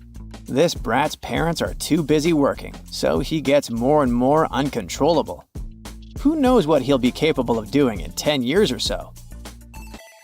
A robot android, Alpha 3, is also on board the ship. It has an artificial intelligence created to assist in expeditions. It can also control the ship in emergency cases. And the last passenger is Emily. This beautiful and charming woman is 30 years old. She lives off of powerful, old, rich men and has enough money to burn. She hasn't worked a single day in her entire life and just travels the world. To make his choice, the captain invites each of the passengers to listen to their stories. He asks each of them just one question. Why would you be the one to survive? Alex says, "You see, my art can inspire and change the world. Looking at my works, they help people see the beauty of life, especially during difficult times. I must continue living. I have so much to show through my paintings." Maria answers, "Can't you see that a new life is growing inside my body? It's me and my unborn kid who must survive. We risk losing a talented doctor or an artist in the future. It's not just my life we're talking about." Professor Marcus says, "My work is not finished yet. It might save thousands of lives. I'm close to a breakthrough and I need to live to make it." Dr. Anna says, "My hands save lives. I have proven many times that I can do the impossible in extreme conditions. The world can't lose my skills and knowledge." The elderly woman begs, "Please, you must understand me. I might have lived a long life, but I want to see my husband's grave." Mark says, "I'm still a kid. My parents are waiting for me at home. I want to hug my mom and dad." Alpha 3 states that it was created to serve and help people. Its ability to analyze situations and make rational decisions in a crisis can be used to prevent future disasters. Emily admits, "Look at me. Doesn't every person have their unique value? I'm young and beautiful, and I have a lot of potential. Surely you see it." The captain is desperate. How can he, a mere mortal, decide who should live and who he should take this chance away from? After pacing his cabin and hitting the walls with his fists, he decides to, estimate passengers' value and see how useful they are. Alex, as a talented artist, can influence society through his art, providing inspiration for thousands of people who will see his masterpieces. But no one knows where his ego can bring him. Plus, remember who the real artist is. Saving Maria means saving her unborn child. But however cynical it may sound, the contribution of these two lives to the future of society is assumed, but not guaranteed. What if that child grows up to become a criminal? Professor Marcus can indeed provide significant benefits to society through his scientific research, but he isn't young. What if he doesn't live long enough to finish his work? Dr. Anna is a surgeon. She's already saved a lot of lives and will definitely continue to do so in the future. Her ability to provide immediate medical assistance in critical situations makes her one of the most valuable candidates for survival, since she can directly and regularly save lives. At the same time, she is a terrible mother, and it'll definitely influence the lives of her daughters. Teresa is living history and experience, but unfortunately, her ability to continue contributing to society is limited. In simple words, she's old, and we don't know how much time she has left. Mark is in a similar situation. He has the potential for a long and productive life, but his immediate contribution to society is limited. His survival is based on the potential for future contribution, which is difficult to estimate at the moment. Alpha 3 can provide valuable technical assistance and functional support, but as a robot, it does not add to human well-being directly.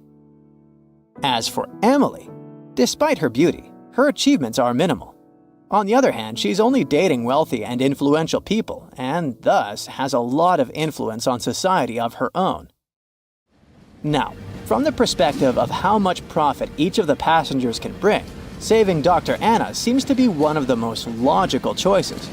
Her knowledge and skills can save many lives in the future, which means the greatest good for the greatest number. But let's have a look at the captain's choice.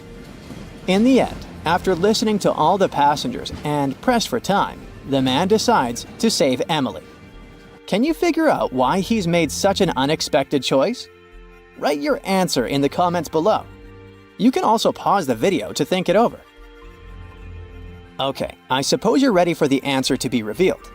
You see, even though each passenger presented very compelling arguments for why they should be saved, the captain was particularly moved by Emily's charm and attractiveness. And even though there were more logical candidates in terms of utilitarianism and humanism, the captain succumbed to his personal feelings and preferences, which influenced his decision. This riddle illustrates that in real life, people often make choices based on their sympathies and preferences rather than logic or public benefit. This is because emotions and personal relationships can have a strong influence on our perception of situations and decision-making.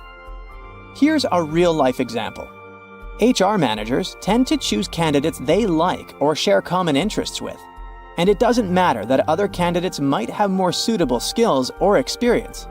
This phenomenon is known as the similarity effect. Now, I've got an important question for you. Which passenger would you save? Share your choice in the comments. But I'd like to remind you that there is no correct answer. The movie Jaws came out in 1975, and since then, people have been terrified of sharks. Some people fear seeing a great white's head come out of their showers, not to mention the fear of running into one at your local pool. Of course, none of this is actually possible, but some other scary shark stuff is. Like, yes, sharks can attack boats. They probably won't sink one. It depends on the size of the shark and the size of the boat. Today, we're diving deep into the facts and myths about the sea's biggest predator. It was the year 1953. On a typical July morning, two fishers set out on their daily lobster harvest. they took their white-hulled dory out to sea off the coast of Cape Breton Island in Nova Scotia, Canada. Since it was the lobster season, the sea was dotted with several dories spread out across the water. But that day, something strange happened. As soon as they put the dory at sea, they noticed a large dorsal fin chasing after their boat. They were surprised to see that the shark would follow their boat's every move. For an entire week, they took out their white dory from the harbor, and the shark followed them around, until one morning, as the men were alone at sea, the shark charged at full speed at the boat and smashed a 7-inch hole in its bottom. The boat turned over, and both men fell into the water. The shark didn't come after the men, though. Instead, it swam away and disappeared for good. To clarify, a dory is a small, fragile boat usually measuring 16 to 23 feet long. So how long did that shark need to be in order to sink it? Well, as soon as the boat was retrieved from the ocean, researchers found something interesting. One of the shark's teeth was found stuck in the hull. According to Harvard experts that analyzed the tooth, it most certainly belonged to a 12-foot white shark that weighed around 1,200 pounds. One thing intrigues scientists a whole lot. The great white didn't seem to be interested in the man aboard, but rather in the boat itself. The question is, why? Some people suppose that this great white followed the dory around because it was white, and the animal probably thought it was some big white mammal. It's not the first boat a shark has attacked. You see, sharks don't attempt to sink boats because they're mean and evil. Rather, it's due to murky waters and hard materials that make them mistake inanimate objects for their usual lunch menu. But that's not what we've learned from popular culture. In Jaws, the protagonist shark managed to poke several holes in the orca as it rammed the boat. The orca was a Nova Scotia-style fishing boat, made out of wood planks. It wasn't a huge boat, so it seemed plausible that a great white could ram it. But, according to Mythbusters, that's very far from the truth. A great white swimming at its maximum speed wouldn't be able to take down a medium-sized fishing vessel. The same goes for bigger boats. Some bull sharks or great whites can turn over smaller vessels, though, like kayaks or small boats. If this happens, it's most likely because they think it's a sea mammal and nudge it before taking the first bite. No scientist can say for sure why they do this, only that it's usually a misunderstanding on behalf of the animal. The Shark Research Committee, a nonprofit scientific research organization, has documented a lot of shark attacks on inanimate objects and is trying to answer that question more thoroughly. So far, they've observed several attacks on objects such as crab trap buoys and inflatable float bags. The website has also registered 2 famous attacks on boats. The first one happened in 1959, and a shark left a tooth on the hull of a boat. Researchers later identified it as belonging to a 12-foot great white. The report of the other attack, which happened in 1989, claims that a boat was circled by a great white before the animal swam at the vessel at full speed and hit the boat several times. Of course, those who suffer the most from shark attacks and encounters aren't boats, it's surfers. As far as we know, surfers look like giant wobbly seals from the shark's perspective.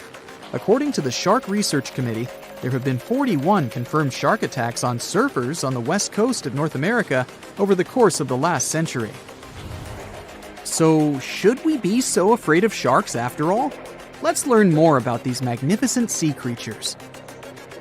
Off the top of your head, how many shark species can you name? 4, 8, 10? Well, there are over 500 species of sharks swimming in the ocean. They vary from tiny specimens, about the size of a human hand, to up to 39-foot-long creatures. The largest species of shark are actually not great whites, but whale sharks.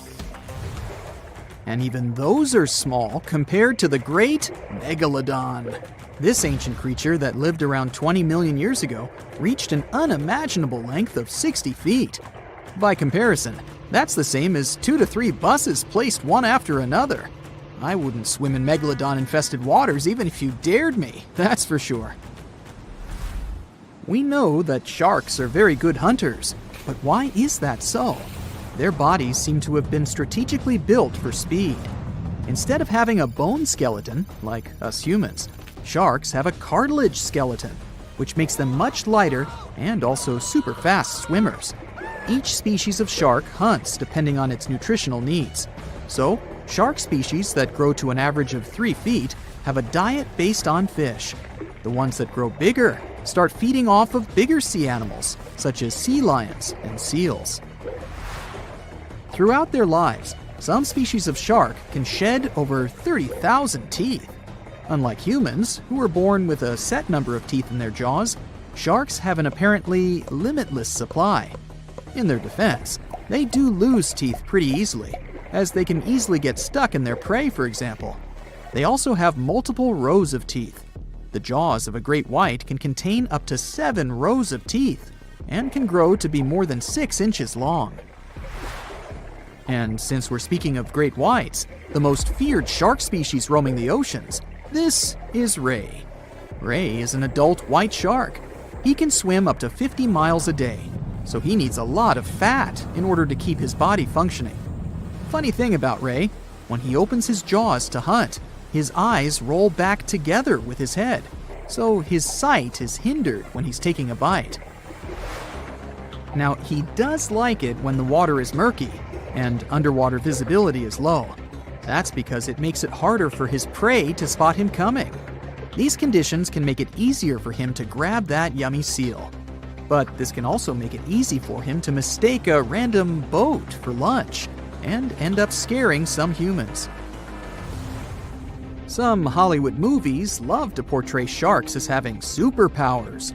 Although they're not innately cruel, one species of shark does have something that can be considered bizarre. Hammerhead sharks, one of the most dangerous species of sharks, have a sort of sixth sense. Inside their heads, they have electroreceptor organs called ampullae of Lorenzini. These organs allow sharks to detect the electromagnetic fields of all living things in the ocean. This ups their hunting abilities to another level.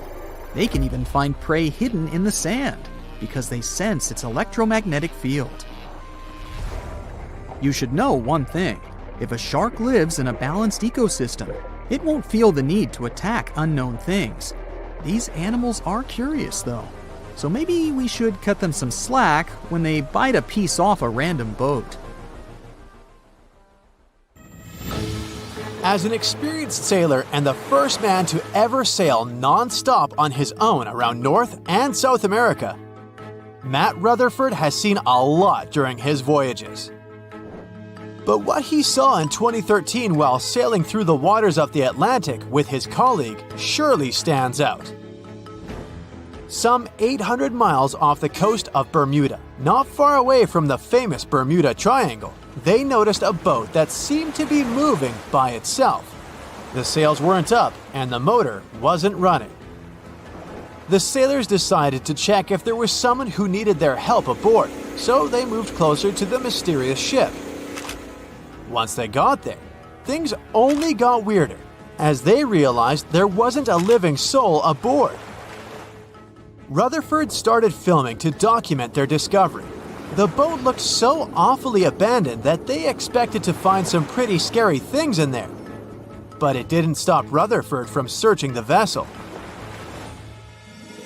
The boat, which turned out to be named Wolfhound, looked like an upscale one, probably costing hundreds of thousands of dollars. It was pretty weird to find it floating by itself in the middle of the ocean. It seemed like whoever abandoned it was leaving in a rush. There were clothes and other personal belongings all over the main cabin. Some parts of the ceiling had fallen and some drawers had popped open. The brave sailors decided to tow the ghost ship back to Bermuda. It wasn't easy because Wolfhound was bigger and heavier than their boat. After days at sea, the crew was running low on fuel and asked a passing freighter to stop and give them some gas.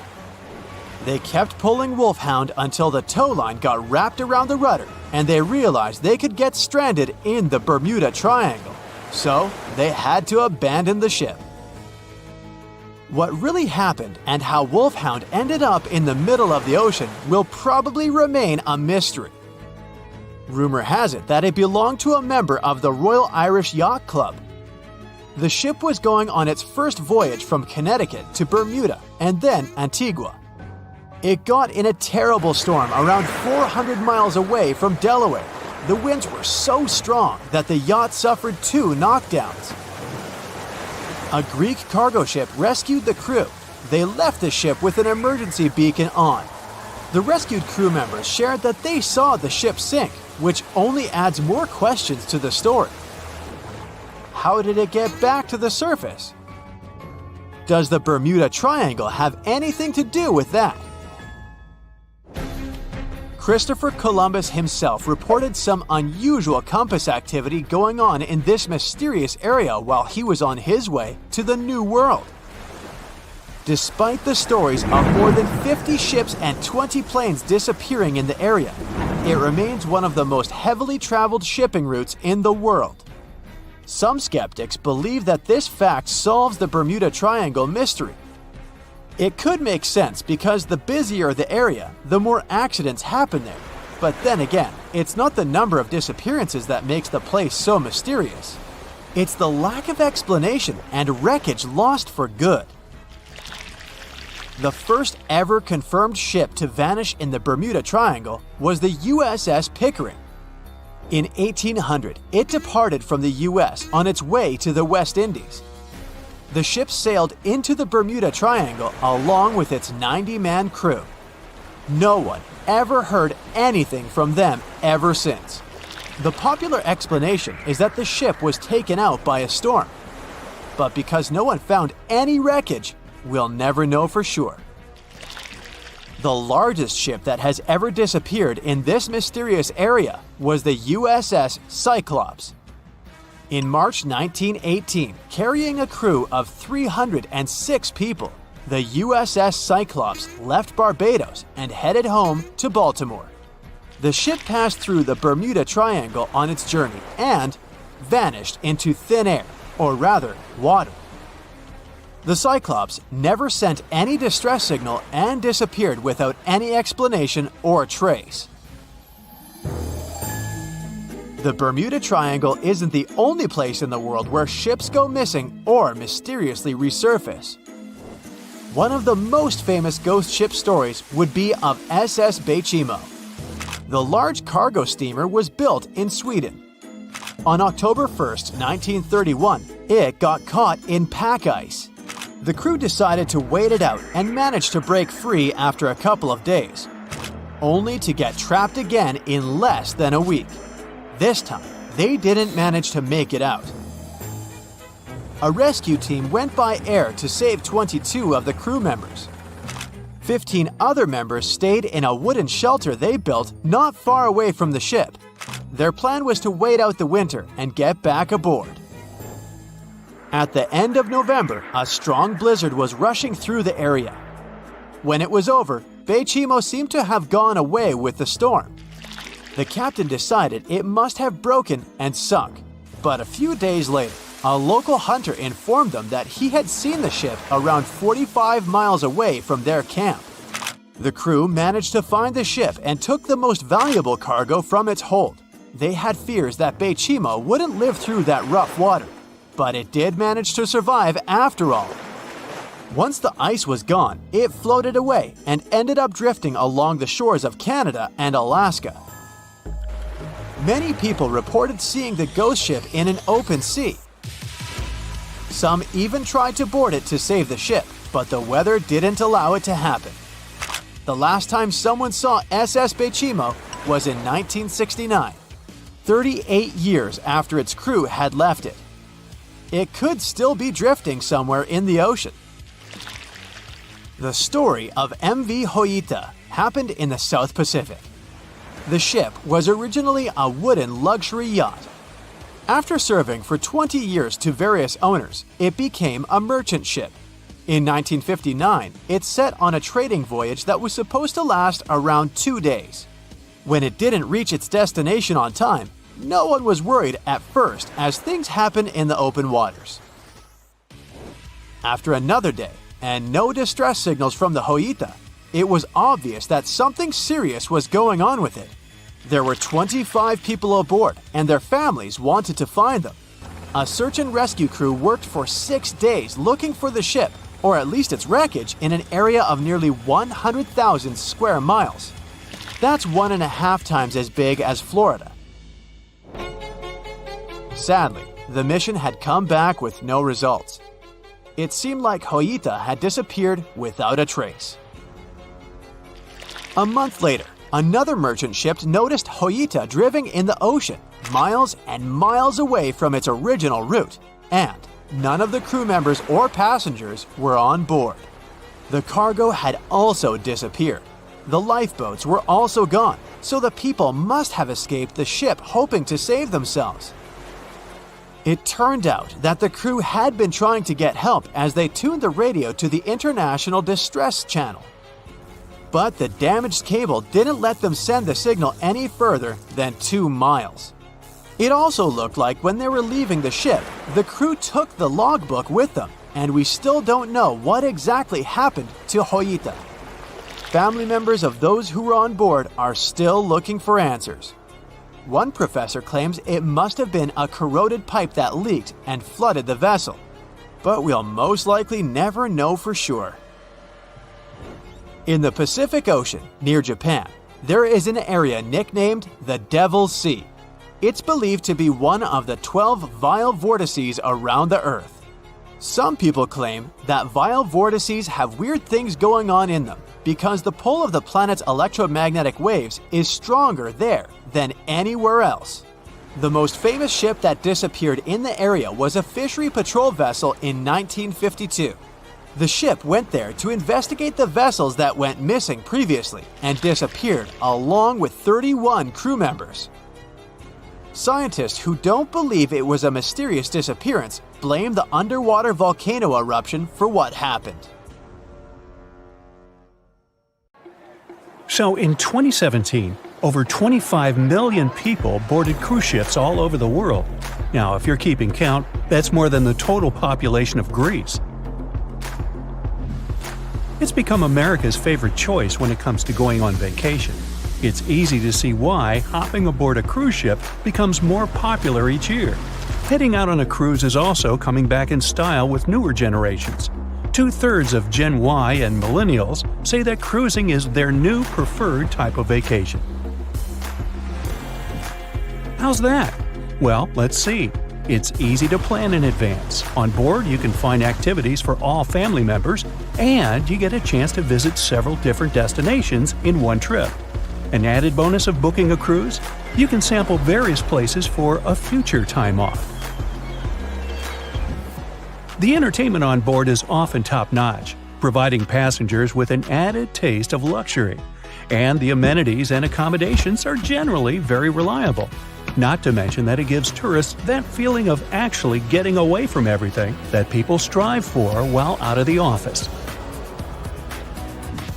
Royal Caribbean International is one of the largest cruise lines in the world, with just over 19% of the cruise market as of 2018.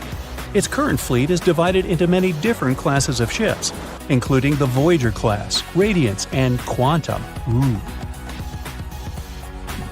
The latest addition to the Royal Caribbean International's impressive fleet was built in 2018. Wonder of the Seas is now the largest cruise ship in the world.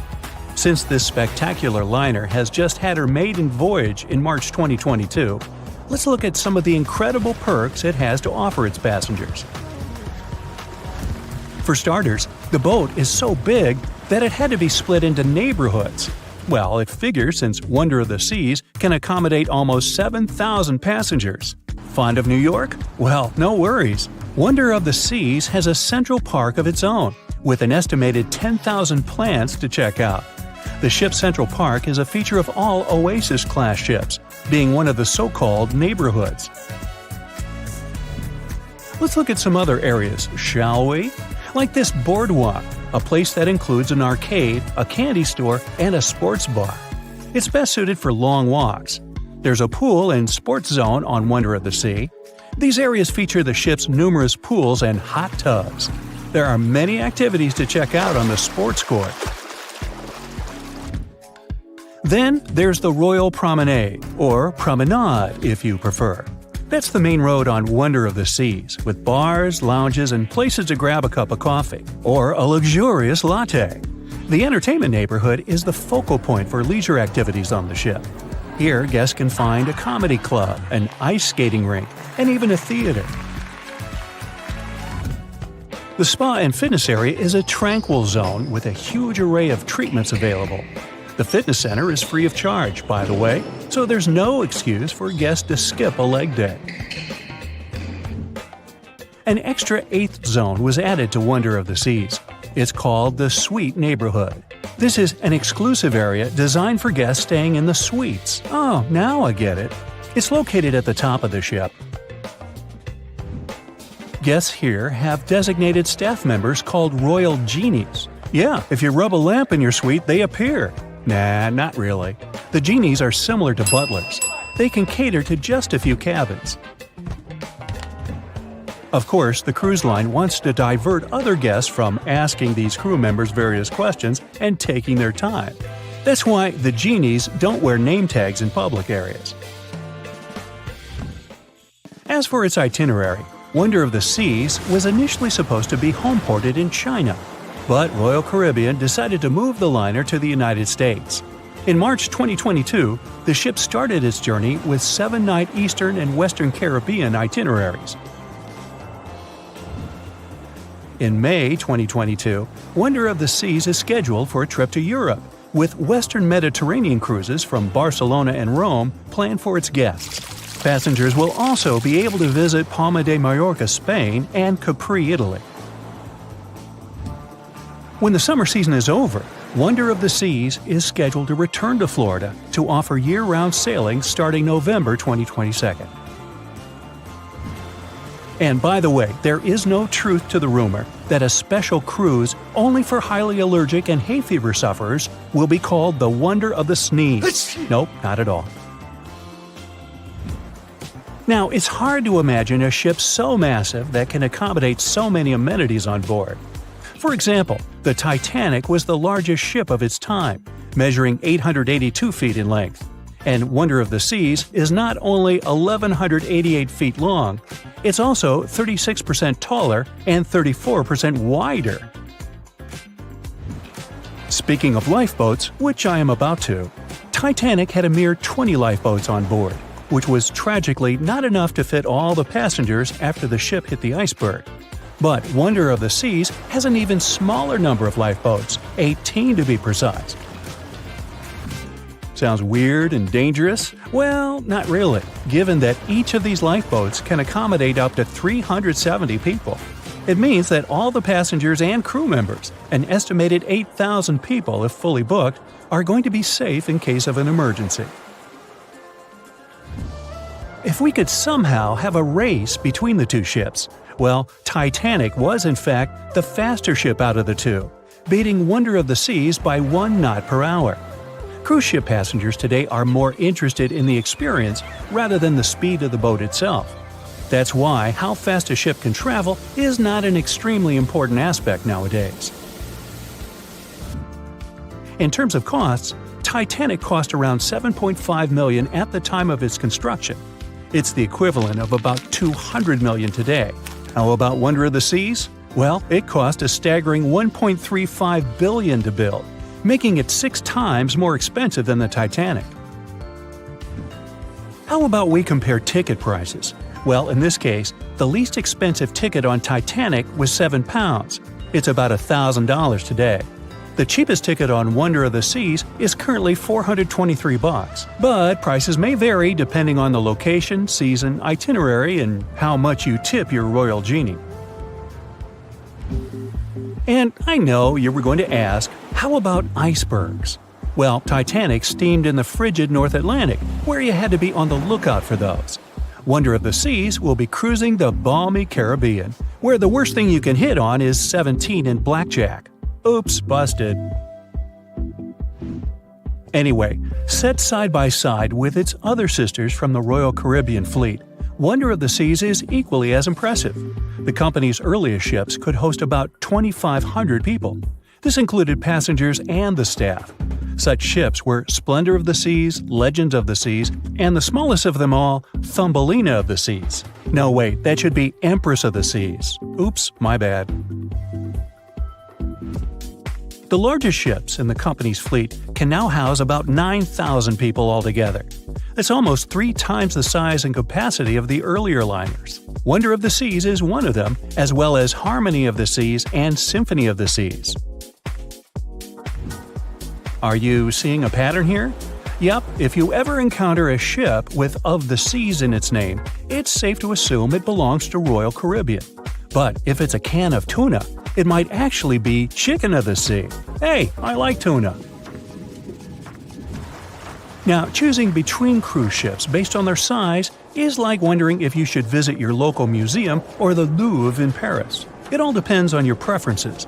Some families prefer small settings. Others are fan of large spaces that can provide everything they need. Historically, it's equally as exciting how far we've come in terms of maritime transportation. The SS Royal William, for example, was the first boat to ever make a transatlantic voyage almost entirely steam-powered in 1833. And it was a mere 160 feet long and could house roughly 155 passengers. And if the seas were calm, then they were housed less roughly. Similarly, the first modern megaship in the world was the MS Sovereign of the Seas. Launched in 1987, it was only 888 feet long and could carry a little under 3,000 passengers. Size and capacity are not the single improvements added to newer cruise ships out there. Recent technological developments in artificial intelligence and facial recognition have allowed cruise operators to ensure faster, smoother boarding for passengers. If, in the past, it took from 60 to 90 minutes for all passengers to board a ship, nowadays, cruise ship operators manage to get people comfortably settled in less than 15 minutes. Now, I'm sure you're already eager to book a ticket, but let's look into some of the more interesting activities you can try on board Wonder of the Seas.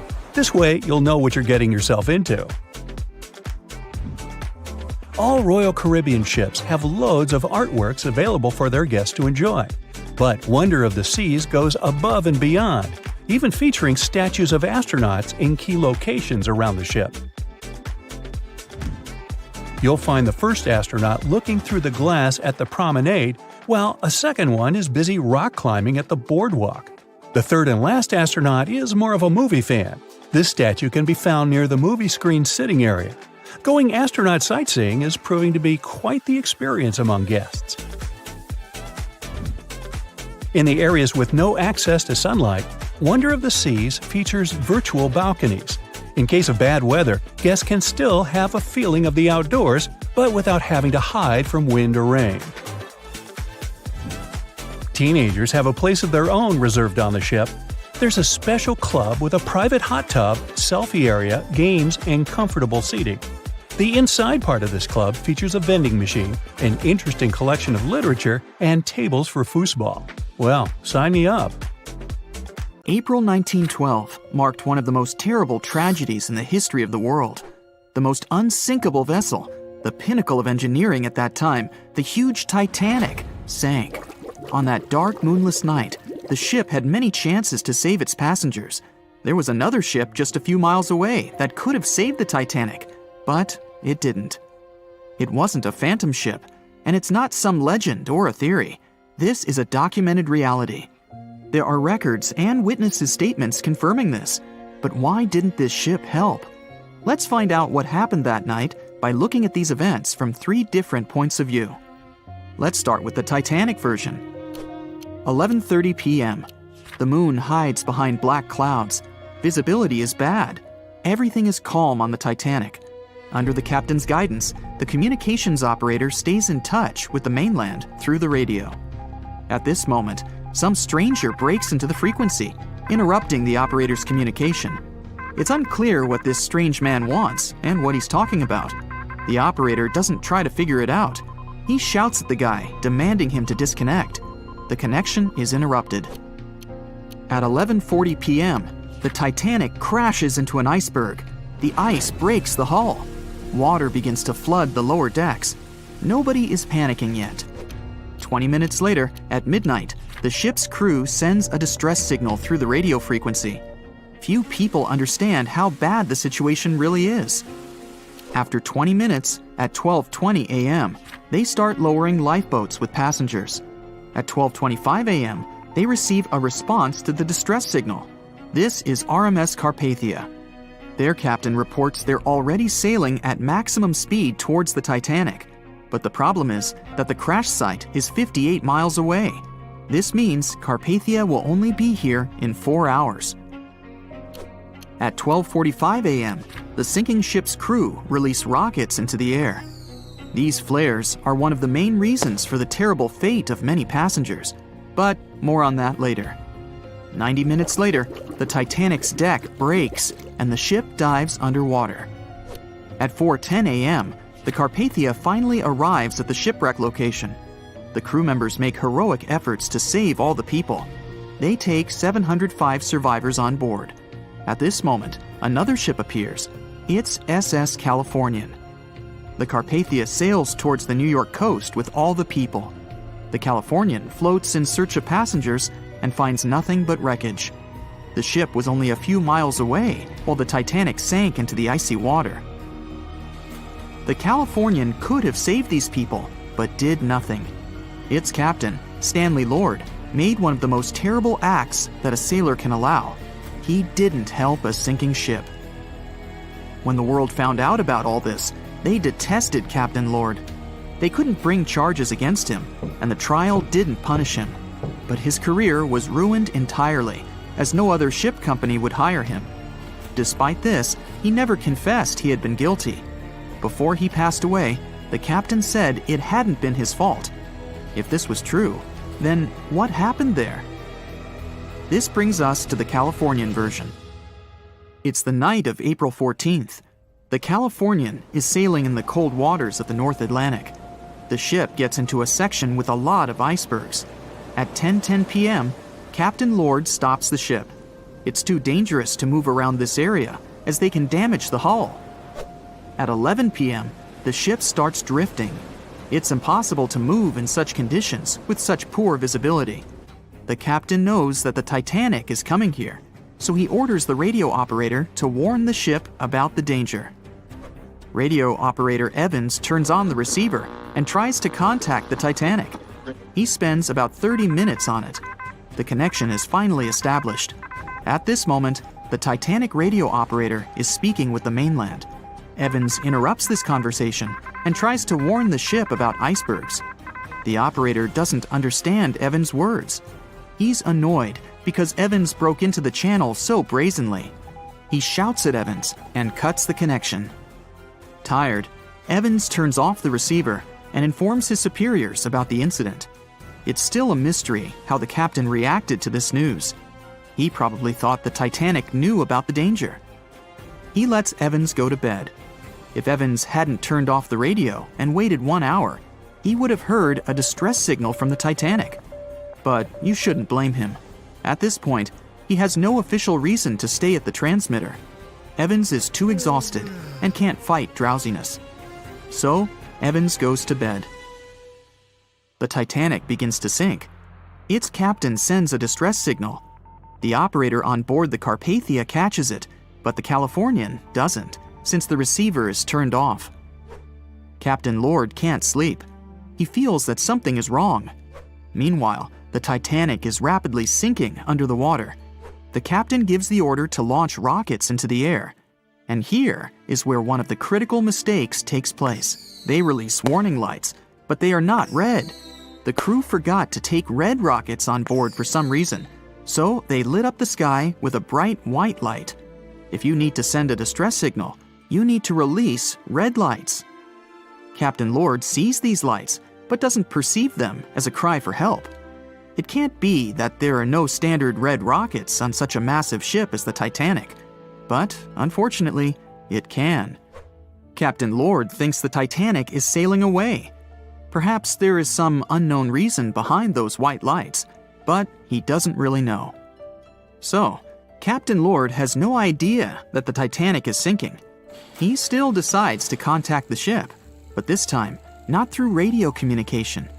Captain Lord doesn't wake up the radio operator and sends a signal to the Titanic through a signal lamp. It's important to understand that many old-school captains didn't take radio communication seriously. They didn't understand the value of this technology. That's why Captain Lord doesn't wake up Evans. He sends light signals, but the Titanic doesn't respond. Many survivors later mentioned seeing the flashing lights of the Californian, but there was nothing they could have done. The ship's crew doesn't hear their cries for help. At 2:20 a.m., the Titanic completely goes underwater. A little more than 2 hours later, radio operator Evans wakes up and turns the transmitter on. He hears many rescuers talking about the sunken ship. Evans understands everything. He reports this to the captain. At that moment, the Californian immediately heads to the wreck site. They meet Carpathia there. With the survivors on board, it sails towards New York. The Californian stays sailing and looking for people. They find nothing but wreckage. The Californian returns to the mainland. The news about the ship that could have saved the Titanic is spreading all over the country. The trial begins. Captain Stanley Lord and the crew tell their version. They say their ship had been standing still. Many people don't believe them, and some of the surviving passengers claim to have seen the Californian sailing by. Still, the judge declares them innocent. 1962. Captain Stanley Lord is a very old man. He calls a notary to confess something. The captain makes his last remark about this case. He swears he's not guilty. But if it wasn't the Californian sailing past the Titanic at that moment, then what?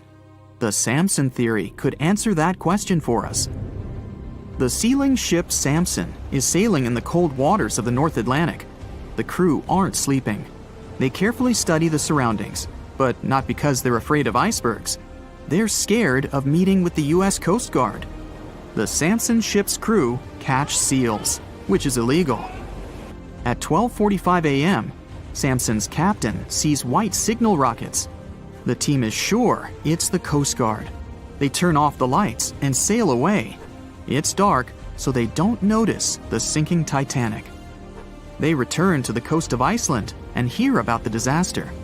They realize they have abandoned the drowning passengers. The nephew of one of Samson's crew members reads about this story in his uncle's diary. The nephew asks for permission to publish these recordings. All the people realize that Captain Lord wasn't guilty, but unfortunately, he didn't live to see this moment. Actually, it's still unknown who is guilty in this story. 2 ships were nearby the Titanic. Their captains were adequate people. They would have helped save all the passengers. Their fault was that they couldn't understand what the Titanic wanted on that dark night. Someone forgot to put red flares in the box.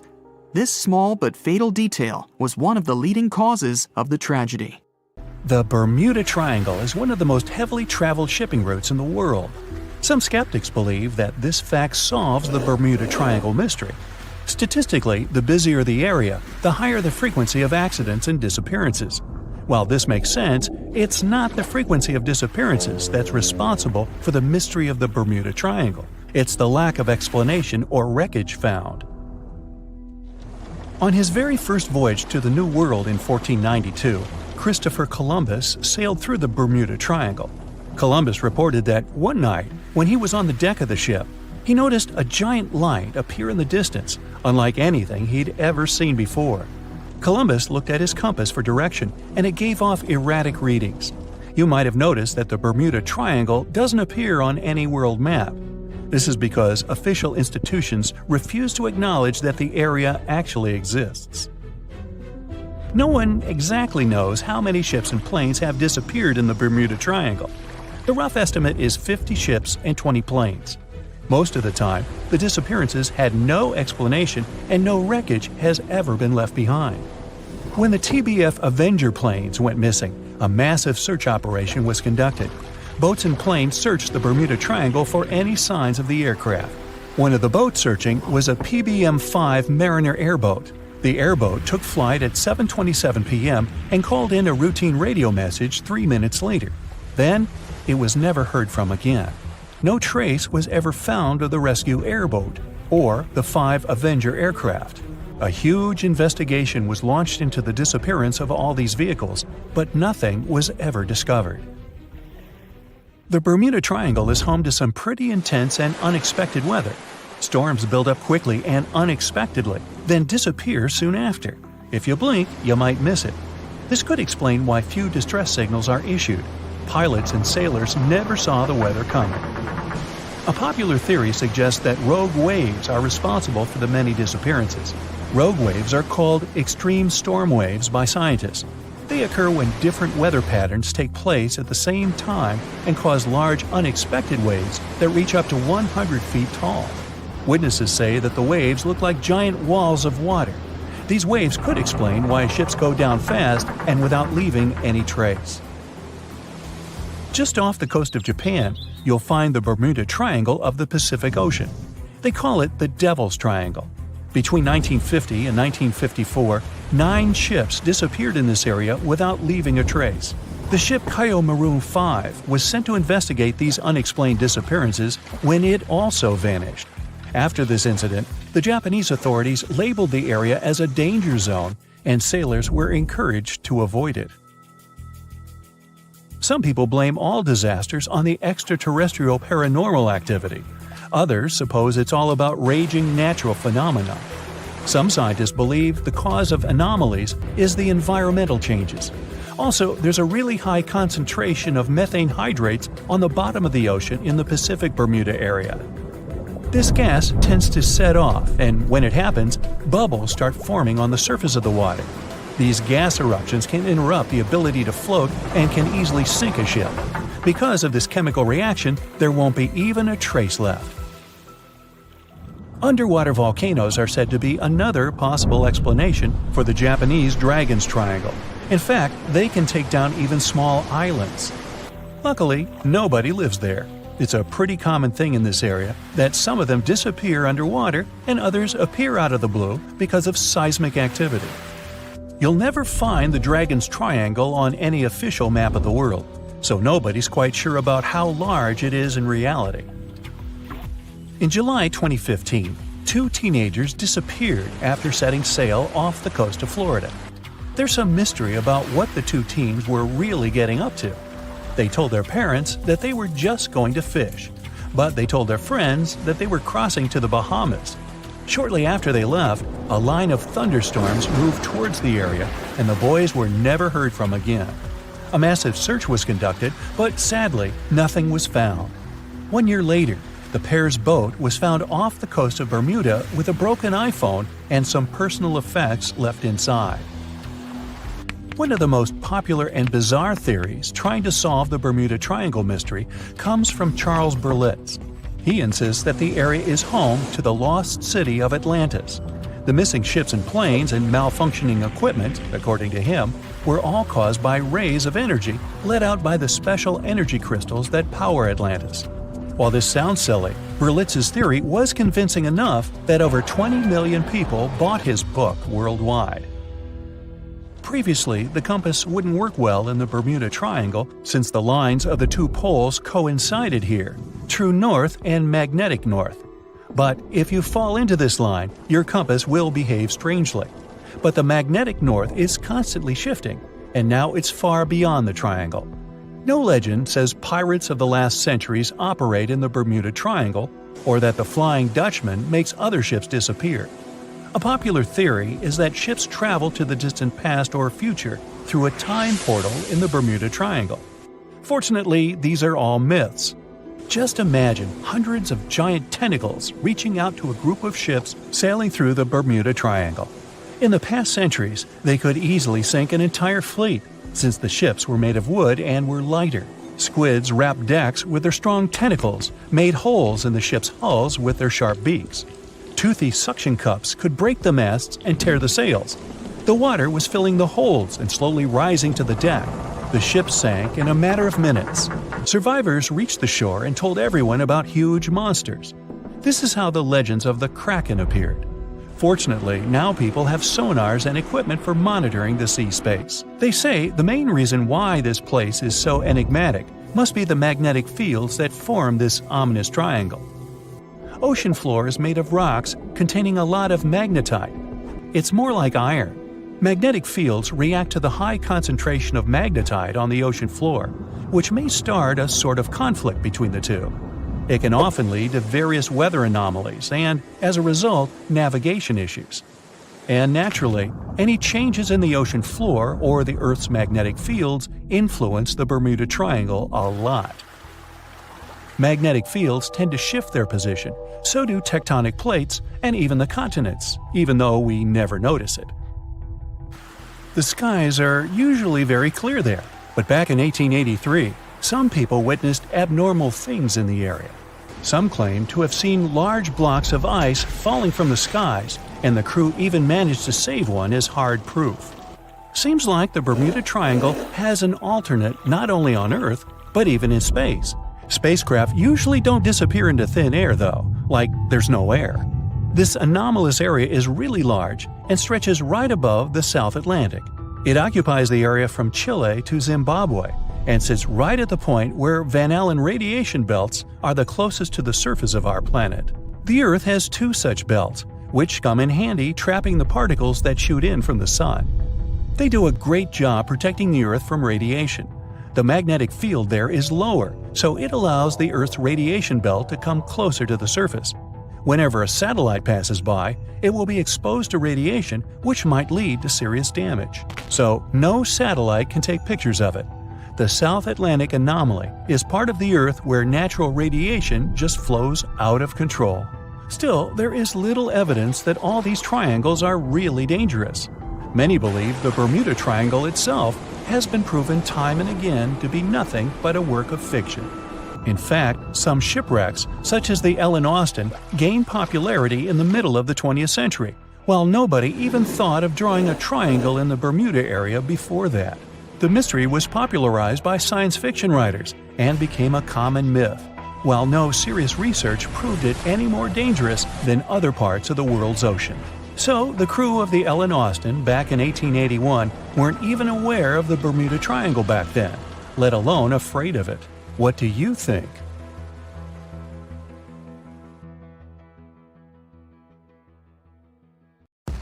It's 2018.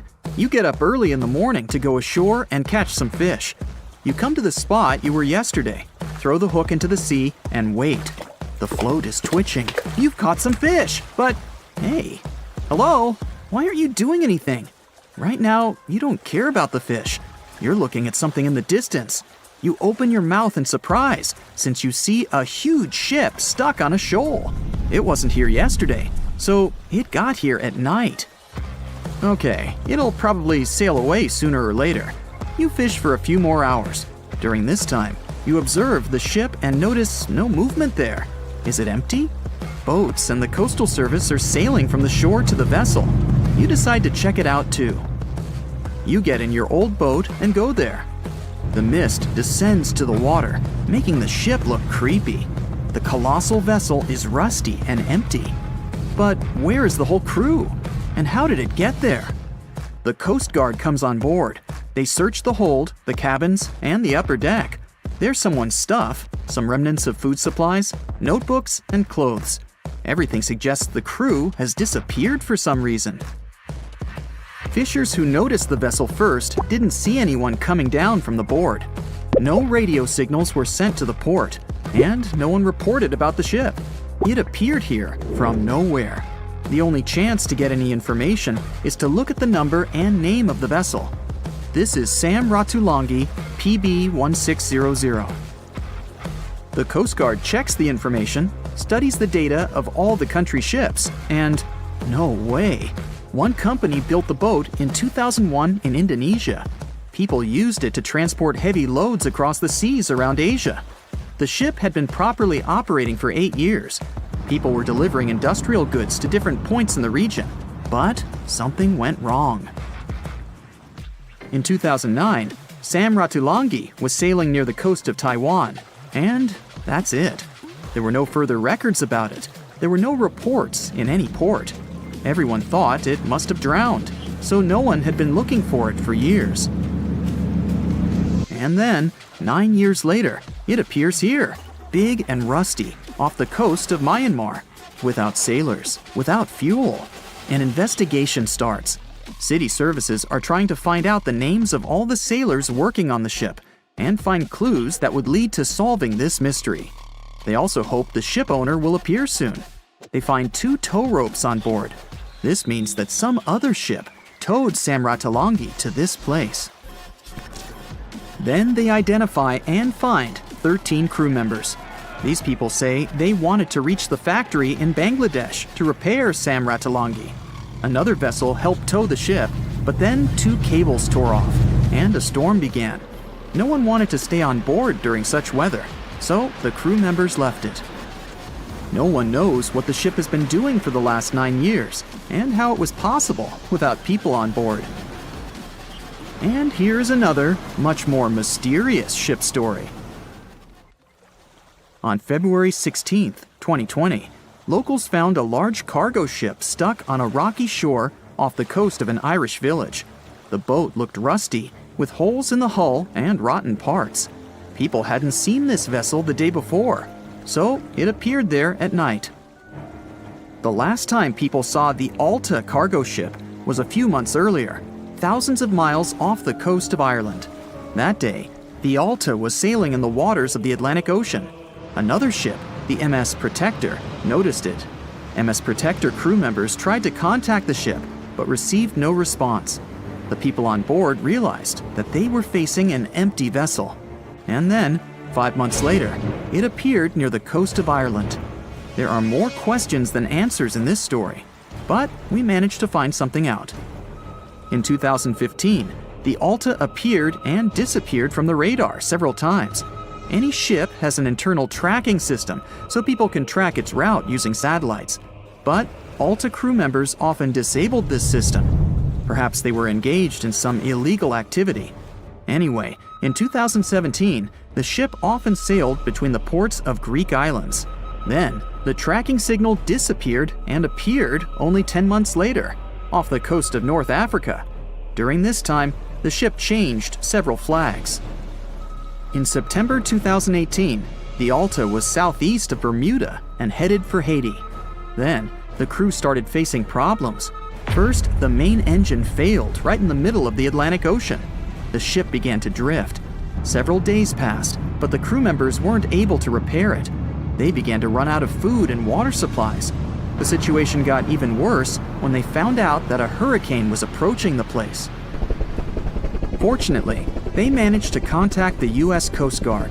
A helicopter flew to the Alta on October 2nd to bring them some supplies. There was enough food for several days. Then, a rescue boat sailed to the ship. It evacuated all the sailors and delivered them to Puerto Rico before the hurricane. The Alta had to drift alone in the ocean. After a while, another ship approached the Alta to tow it to the shores of Guyana. But at this moment, everything went wrong. Someone stole the boat, disabled the tracking system, and sailed away in an unknown direction. After almost a year, the MS Protector found the empty Alta in the waters of the Atlantic Ocean. And then, 9 months later, the ship without a crew sailed to the shores of Ireland. How did it manage to travel across the Atlantic and get to the coast of Ireland? It's still a mystery. Maybe it was just luck. No one else saw the ship all this time. It was just covering huge distances, surviving storms. Who's the captain? What happened to the thieves? Who owns the ship now? One day, someone called the village administration and introduced themselves as the vessel owner. But that unknown person didn't provide any evidence. They found several barrels of oil on the ship, which they took away by helicopter.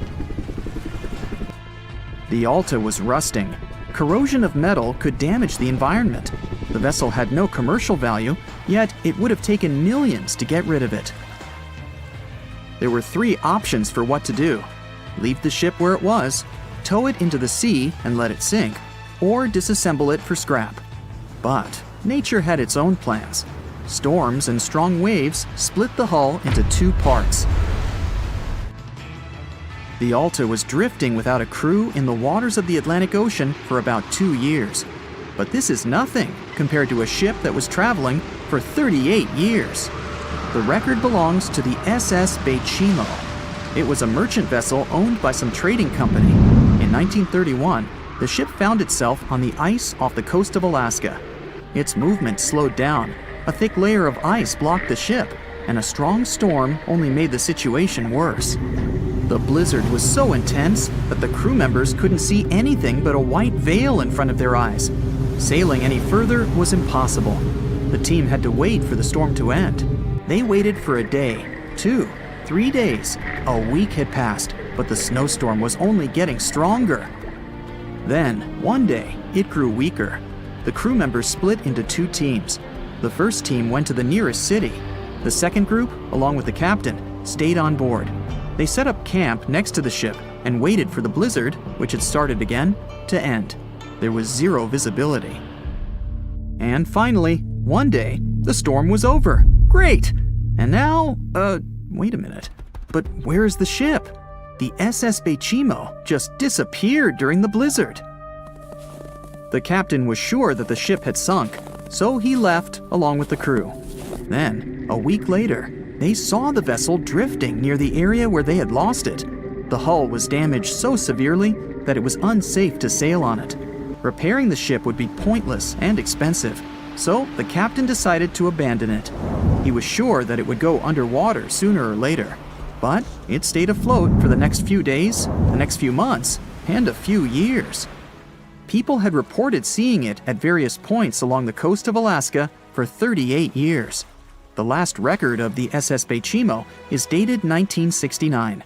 Those who saw it claimed the ship was completely frozen, almost merged with the ice. Some people planned to start an expedition to find the ship, but all attempts were unsuccessful. The vessel is probably lying somewhere on the deep sea floor. It has recently become a popular location for many tourists looking for the perfect place to get away from it all. If you're lucky enough to catch a sunny day here, it's like no other, I can assure you. Chances are, you'll end up having loads of foggy days, but let's be honest, they have a special allure of their own. This enchanting smile-shaped island is called Sable Island. It's located 190 miles from mainland Nova Scotia. It wasn't accessible to the general public until 2013. That's when it was added to the list of national parks of Canada. You can get here either by plane or by water. But what's so enchanting about this place anyway? There must be something since the yearly tourist count is growing every year. Firstly, there's a spectacular number of wild horses here. There are between 200 and 500 horses roaming free all over the island. There's also a large population of gray seals. The place is also the only breeding location of a rare bird species called the Ipswich sparrow. If you're already considering a trip here, there are some things you need to know first. Remember that fog I mentioned earlier? Well, it turns out that Sable Island is the foggiest place in the Canadian Maritimes. I'm talking about approximately 127 foggy days each year. During such days, Sable Island literally disappears underneath a thick layer of fog. You won't be able to explore the place on your own either. The local regulations state that visitors need to travel within a group, and they also need to keep a 197-foot distance from the wildlife they can encounter here. As charming as this place may be, it holds a dark secret hidden beneath the sandy dunes, and it has nothing to do with beautiful creatures living here or the island's unique vegetation. Apart from being known from its horses and seals, Sable Island is infamous for an overwhelming number of shipwrecks. Over the years, about 350 ships have ended their lives here, on these sandbars. When survivors described their experiences, they usually mentioned harsh weather conditions near this mysterious island. The island also made its way into literature when it was described in a book called The Perfect Storm, which was written by Sebastian Junger and published in 1997. The book was so successful that it was later adapted for the big screen in 2000, with George Clooney playing the leading role. The first recorded shipwreck near Sable Island dates back to 1583. The boat was named the HMS Delight and was under the command of British adventurer and explorer Sir Humphrey Gilbert. Only 17 people managed to survive the catastrophe by escaping in a small boat. Records mention that they spent 7 days at sea before reaching the shores of Newfoundland. In 1884, another vessel named the Nicosia struggled in the thick fog as well. The ship was completely destroyed, but fortunately, all 18 crew members managed to survive. The captain's son was almost lost at sea when a lifeboat capsized when he was climbing into it. He somehow managed to stay underneath the lifeboat, which was completely submerged. When this lifeboat righted, he eventually emerged from the water and was rescued for the second time. The years between 1947 and 1999 were relatively quiet on the island. In 1999, though, a yacht called the Merrimack ran aground near the shore of the island at about 2 a.m. on July 27th. The 40-foot fiberglass boat had a crew of only 3 people. Natural gas exploration workers, who were luckily not far away, rescued them. The crew managed to fly safely to Halifax the next day. The owner of the Merrimack tried to recover his boat by hiring local fishermen. Unfortunately, this operation was unsuccessful, since only the fittings of the yacht were eventually saved. It took no more than 6 weeks for the sand and waves to crush and completely break up the hull of the Merrimack. So what is it about this place that's so dangerous for boats? Does it have anything to do with the weather? Or maybe there's other forces at play? The explanation turns out to be a bit more complex, and it wasn't easy to figure out, at least not way back in the 1500s. First of all, the island is located close to one of the world's richest fishing grounds. Since it's also near one of the major shipping routes between Europe and North America, hundreds of vessels sail past it each year. The likelihood of shipwreck increases when there are so many boats roaming around the area. Sable Island is also in the way of most of the storms that move up the Atlantic coast of North America. It's no surprise that boats often get hurtled straight onto the shores of this island.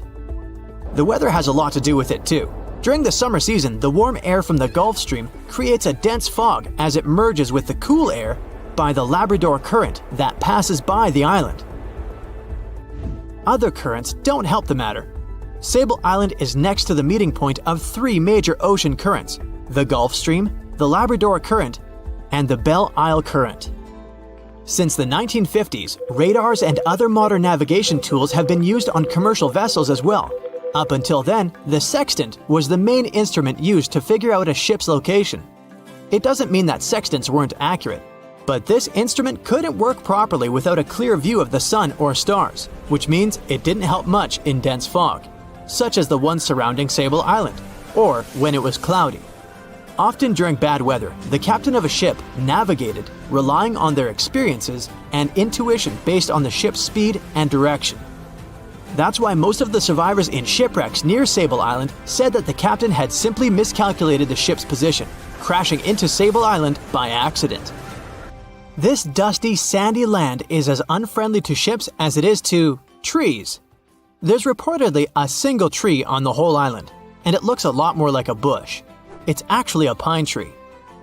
And since the famous island horses don't see it as much of a food source, it somehow managed to survive. Reports say that the tree was planted back in the 1950s. Local authorities were trying to grow a forest on the island to make it a bit more welcoming. They've planted tens of thousands of trees over the years, more than 69,000 evergreens, 600 fruit trees, and about 55 pounds of pine seeds, along with other plants which could survive the conditions on the island. But they were no match for the extreme weather and sandy soil. Out of all those plants, just one pine tree is still alive. Thanks to its resistance, it has even become a symbol of Sable Island. Interestingly, for around 40 years, the island also had just one inhabitant. Can you imagine that? One person living on a remote island for so many decades? It's the story of a woman called Zoe Lucas.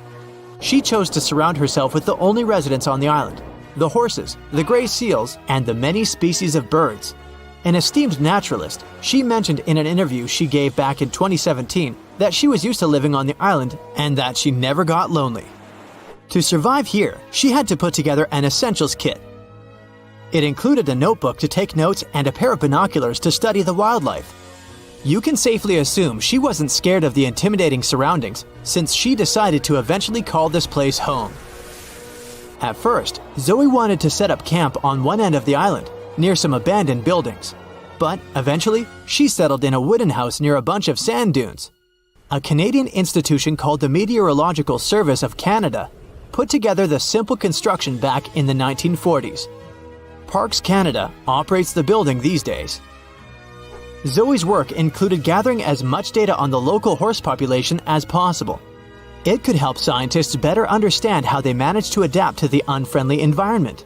She also helped gather the debris that made it to the shore to help track pollution levels.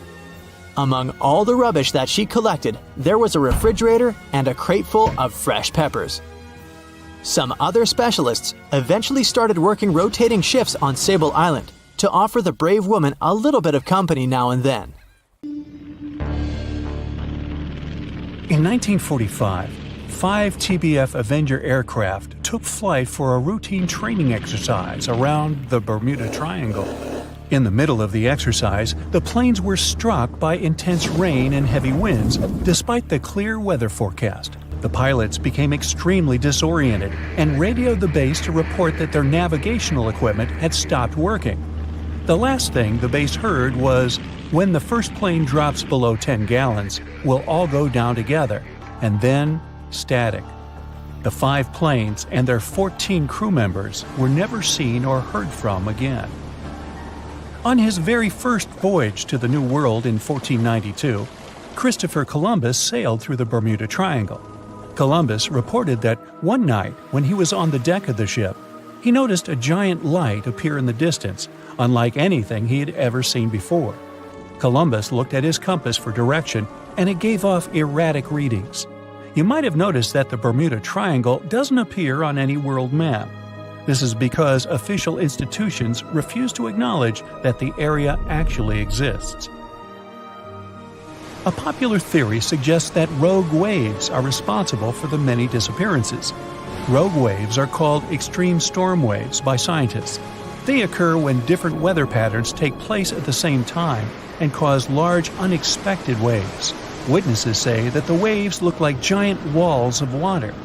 These waves could explain why ships go down fast and without leaving any trace. The Bermuda Triangle is home to some pretty intense and unexpected weather. Storms build up quickly and unexpectedly, then disappear soon after. If you blink, you might miss it. This could explain why few distress signals are issued. Pilots and sailors never saw the weather coming. No one knows exactly how many ships and planes have disappeared in the Bermuda Triangle. The rough estimate is 50 ships and 20 planes. Most of the time, the disappearances had no explanation and no wreckage has ever been left behind. Another bizarre theory trying to solve the Bermuda Triangle mystery comes from Charlie Berlitz. He insists that the area is home to the lost city of Atlantis.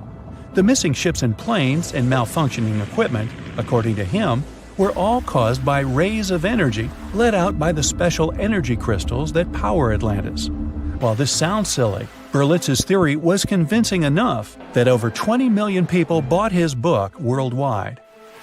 In the year 1800, a large sailing vessel called the USS Pickering departed from the U.S. on its way to the West Indies.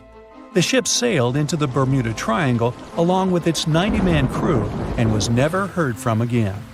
The USS Pickering was the first ever confirmed ship to vanish in the Bermuda Triangle.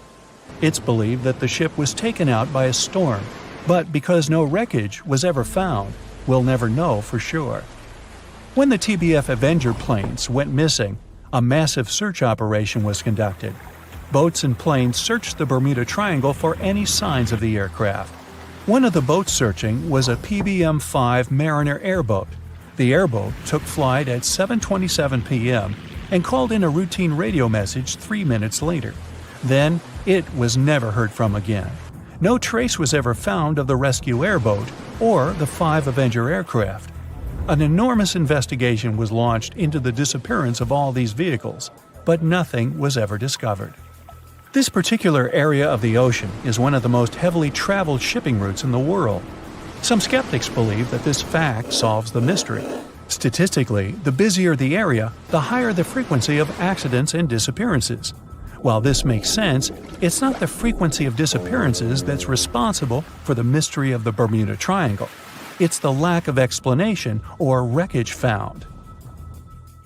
On the ocean floor, decomposing organisms let off large concentrations of methane gas that gets trapped under the water. This gas can build up until, boom, it ruptures. The gas surges up to the surface and erupts.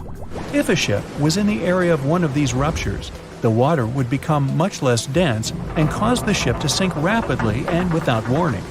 Scientists believe this could be the cause of the many disappearances in the Bermuda Triangle. While this theory makes a lot of sense, it doesn't seem too likely. The U.S. Geological Survey has stated that no large releases of gas are believed to have occurred in this area for the past 15,000 years. The ocean floor is made of rocks containing a lot of magnetite. It's more like iron.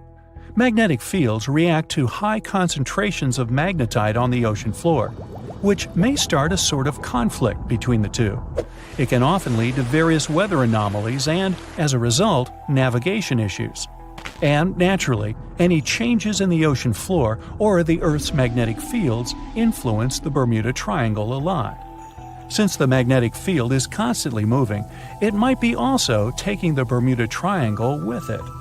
Now that people know where the triangle is, it's easy to avoid it. It supposedly moves eastward together with the magnetic poles, but scientists still can't answer where exactly it will be in a couple of years. Some people blame all the disasters on the extraterrestrial paranormal activity. Others suppose it's all about raging natural phenomena. There's another triangle in Lake Michigan. Just like the one near Bermuda, the Michigan Triangle got its shady reputation for some disappearances. The first recorded one dates back to 1679. A large vessel, one of the largest of that time, set out on an expedition. Yet once it got in the sinister triangle, it never came back. Much later, an aircraft disappeared in this triangle. The skies are usually very clear there, but back in 1883, some people witnessed abnormal things in the area. Some claim to have seen large blocks of ice falling from the skies, and the crew even managed to save one as hard proof. Meanwhile, the Pacific Ocean Mystery Area is another sinister triangle. Off the south coast of Japan, not far away from Tokyo, there's a sea where plenty of ships met their doom, disappearing without a trace in these waters. They call it the Devil's Triangle. Some scientists believe the cause of anomalies is the environmental changes. Also, there's a really high concentration of methane hydrates on the bottom of the ocean in the Pacific Triangle area. You're deviating from your original course and sailing in the wrong direction. There's the Caribbean Sea near the triangle, peppered with small islands. The seafloor here isn't deep. The ship can get in shallow waters. And now the ship is stuck on a shoal, and you have no idea where you are. If this were the 21st century, the ship's captain would be able to reach the shore using GPS and other modern navigation. But the most interesting thing is that the compass would work correctly this time, since the magnetic North Pole hasn't already coincided with the true one for a long time in the territory of the Bermuda Triangle. The agonic line is somewhere far away from here. There are no problems with navigation now, but for some reason, this is where ships disappear. In fact, not just here. Throughout the Atlantic Ocean, there are places where many more ships were gone. The Bermuda Triangle is not even in the top 10 of such places. One of the main reasons why many ships are lost here is that one of the most popular shipping routes in the Atlantic passes through the Bermuda Triangle. And the more ships in one place, the more shipwrecks. Simple probability. Then, it just starts getting weird. Other theories say that there's a space-time rift in this region. Ships and planes fall into this rift and end up in the past or the future. But for some reason, there's not a single proof of this myth. There's no reason to think that the rift is hidden somewhere here. The base of an extraterrestrial civilization is located in the Bermuda Triangle. Visitors from other galaxies steal sea vessels along with the crew, so no one finds the wreckage of the ships. This is also a popular myth that has no scientific justification. The Kraken lives somewhere in the triangle. It's a huge squid that sinks ships and also is a legend that sailors tell each other. However, gigantic squids live in the depths of the ocean. They can grow to the size of half a train car, but no cases have ever been recorded where they sunk a large vessel. And in the area of the Bermuda Triangle, they have never ever been seen. People in the past didn't know about the existence of these creatures, so when they saw them for the first time, they described them as huge, terrible monsters. Giant squids are some of the most elusive creatures on Earth, and scientists had to use sonar equipment to find them. They don't like to leave the dark depths and are likely to be afraid of the sound of any ship. So, that should squash the squid as a suspect. Thick fog is rising over the ocean as the sun is slowly sinking towards the horizon. It's hard to see further away than a few dozen feet, but that's enough to notice a hulking, skeletal shape in the distance. As your ship approaches the figure, your heart beats faster, and then you make out the details of another vessel, abandoned by the looks of it. Ghost ships do exist, and their mysteries aren't always solved. Take MV Hoita, for example. It was a wooden vessel built in 1931 as a luxury yacht. It had served well to various people over 20 years before it was bought by a Samoan sailor and became a merchant ship. In 1955, though, Hoita's service came to an abrupt and mysterious end. On October 3rd, it set sail for another trading voyage that should have taken no more than 48 hours. Delays happen in the sea, so when Hoita didn't arrive on October 5th as scheduled, there was little worry yet. But then it failed to come on the following day too. There was no distress signal or any other sign of Hoita's presence anywhere between its departure and arrival points.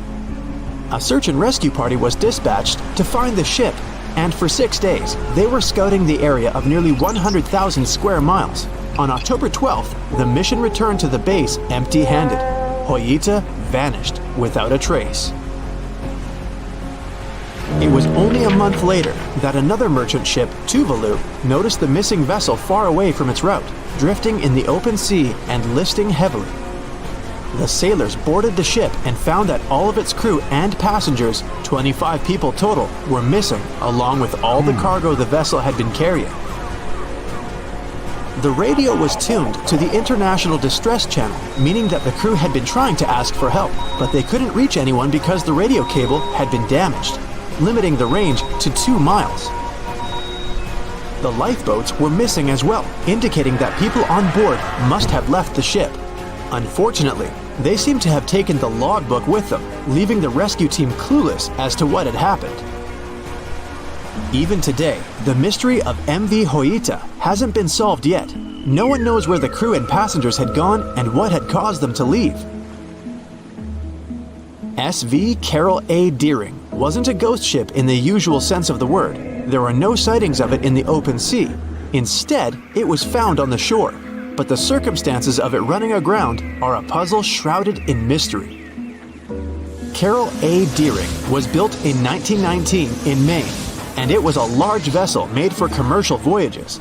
Unfortunately, despite its large cost of construction, it had only served for a year before its last trip. July 19, 1920. The ship was traveling from Puerto Rico to Rio de Janeiro via Newport News to deliver a cargo of coal.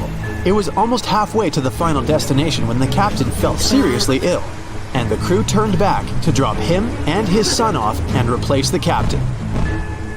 The voyage went without incident, but when it came to Barbados in December to resupply, there were strange moods among the crew. The first mate didn't seem to be happy with the new captain. No one paid much attention to it back then, when they probably should have. The last sighting of Carol A. Deering at sea was on January 28, 1921, when a lightship noticed it off the coast of North Carolina. There was some commotion on the quarterdeck of the ship, where the crew were normally not allowed. Then, another vessel sighted it, but there was already no one on the decks. On January 31st, the merchant ship was found hard aground in the Diamond Shoals, a site notorious for numerous shipwrecks that had been occupying there for centuries. When the search and rescue party boarded the ship, they found it abandoned, the log and personal belongings of the crew gone, along with the 2 lifeboats. There is still no answer to what happened on board of Carol A. Deering that January, although the most popular version was mutiny. Maybe we'll never find out the truth though. SS Baychimo is perhaps one of the most notable ghost ships in history. This large cargo steamer was built in 1914 in Sweden and plodded its way dutifully over 16 years, trading provisions for pelts with native tribes of Alaska and Canada. But then, on October 1st, 1931, Baychimo got caught in pack ice. At first, it seemed the crew would be able to wait it out and continue on their route because the ship broke free in a couple of days. But in less than a week, it became caught again, this time for good. In another week, a rescue party was sent to fetch 22 of the Baychimo's crew, while another 15 remained behind to wait through the winter if necessary and get the ship back. But a month later, after a powerful blizzard struck their camp, the sailors went out of their shelters only to find the ship gone. Luckily, a few days later, a native hunter told them Baychimo hadn't been lost yet. He'd seen it about 45 miles from where they had been stationed. They managed to track it down, but decided the ship wouldn't survive the winter, so they took the most valuable cargo from its hold and abandoned it. They were wrong though. SS Baychimo did survive that winter, and many more that followed. When the ice broke, it sailed away on its own, drifting listlessly along the shores of Canada and Alaska. There were numerous sightings of the ghost ship, sometimes adrift in the open sea, and at other times stuck in the pack ice again. People attempted to board and salvage it, but weather conditions or lack of equipment always prevented them.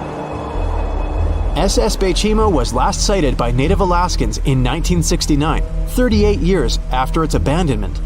What became of it later remains unknown. The story of SS Orang Maidan is one of the most puzzling and harrowing ghost ship stories of the 20th century. No one even knows for sure if the ship even existed in the first place. It wasn't recorded in Lloyd's Shipping, the International Register of Ships, which makes it either a tall tale or a vessel that avoided being officially recognized for some shady reasons.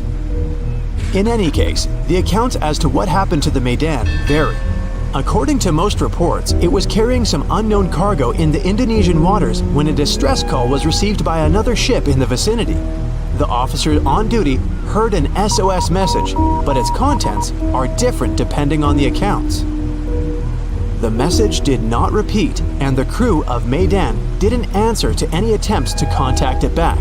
The ship that received the distress call hurried to the rescue, but they only reached the vessel the following day, when it was already drifting and slightly listing. When the rescuers boarded the ship, they found that none of the crew had survived. However, one lifeboat was missing, which implied that there was at least one crew member who managed to escape. What happened to the rest of the people on board remains a mystery to this day. Still, there are no hard facts about this story, so we might never find out whether SS Orang Maidan was actually a ship and not a thing of fiction.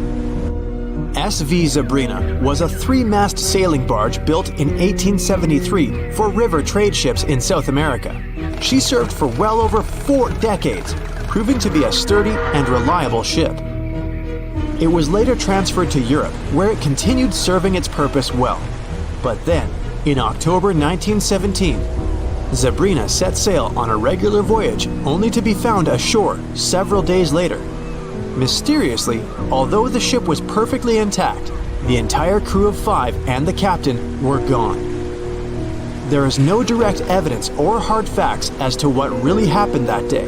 The most convincing theory is that the crew were washed away from the deck because of an underwater explosion. And then the ship sailed ahead without them, but the truth, as always, remains unknown. The year was 1854, and the SS Arctic, the fastest passenger liner of its time, set out to cross the Atlantic. As it sailed through the misty veil, it slowly disappeared into the unknown. The Collins Line, an American shipping company, was started in 1818 and only began seriously trading in the transatlantic by 1835. Its steamships crossed the Atlantic from Liverpool to New York within just 10 days. Doesn't sound like a great speed today, I know, but back then, the same thing took other ships several weeks. Light on the water with their wooden hulls, powering through with a strong steam engine, those steamships were the favorite choice for many high-profile people. What could go wrong with such an advanced ship, they thought. This reminds me of some other ship everyone believed to be unsinkable. But anyway, back to the Collins Line. It grew to be a serious contender on transatlantic routes, with only one other competitor, the Cunard's Line. It was a British company also aiming to be the main force through the Arctic Passage. In 1835, the company received a new ship that traveled to Liverpool and came back to New York with the largest cargo ever at that time. From then, the Collins Line was steadily growing. It seemed like there would only be future successes for it. Unfortunately, their lavish ships became costly to run with the amount of coal used. Massive power along with weak wooden hulls meant they needed many repairs after each voyage. So, every trip ended up being expensive. But since the ships were safe and had a great reputation, people were willing to pay the price, and the company was definitely not in crisis. They had achieved something no one had managed to do before them. Like I told you, their ships crossed the Atlantic in a whopping 10 days, and Edward Collins, the owner, was very determined to maintain the pace. Their 5 ships easily outran the Cunard's Line of only 3. With this great praise, it provided more attention. Though the Cunard's ships were slower with their iron hulls, they believed there was still profit, regardless of how slowly they sailed. Among Collins' ships, the Arctic, the third of them to be launched, was the largest, reaching 284 feet long, with 2 side-lever steam engines, each with 1,000 horsepower. The paddle wheels made 16 revolutions a minute when at full speed. At the time of its launch, the press called it the most stupendous vessel ever constructed in the United States. But glamour and fame couldn't avoid what would come next. On the 27th of September, the Arctic was on its journey from Liverpool to New York, continuing a speed pace through the thick fog. It's possible that by that moment, after 4 years of record-breaking trips, the crew became overconfident with their sailing and the ship.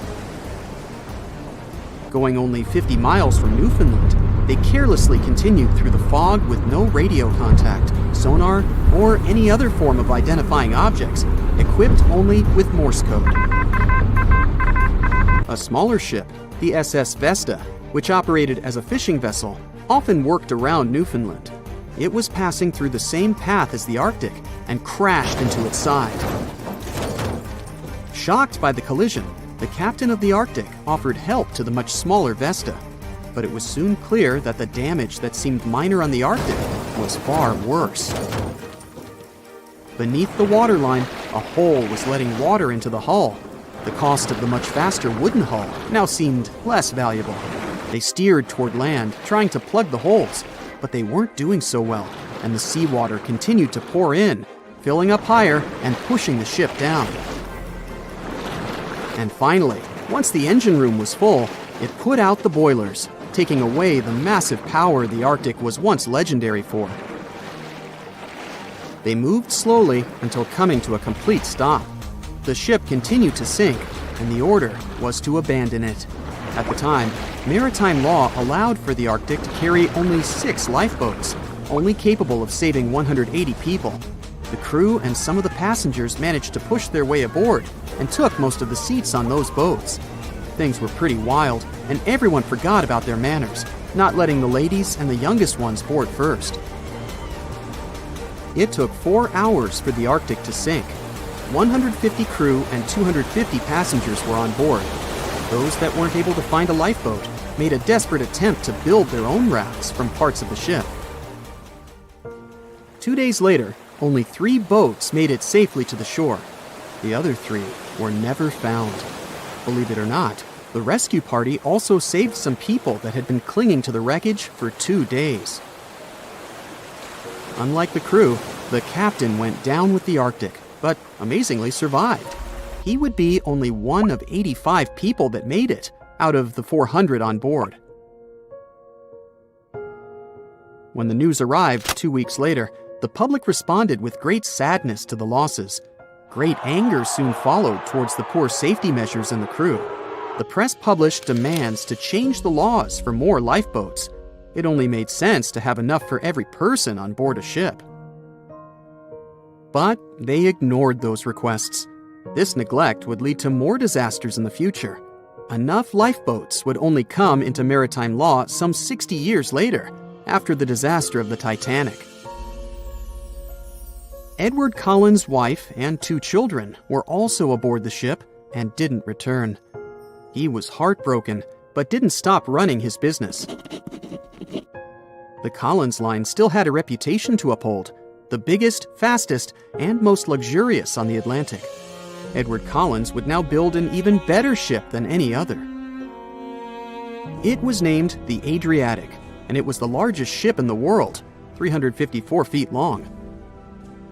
With 2 alternating steam engines that had never been built of this size. These steam engines at the time were at the height of engineering, though today you can only see them in models and toys.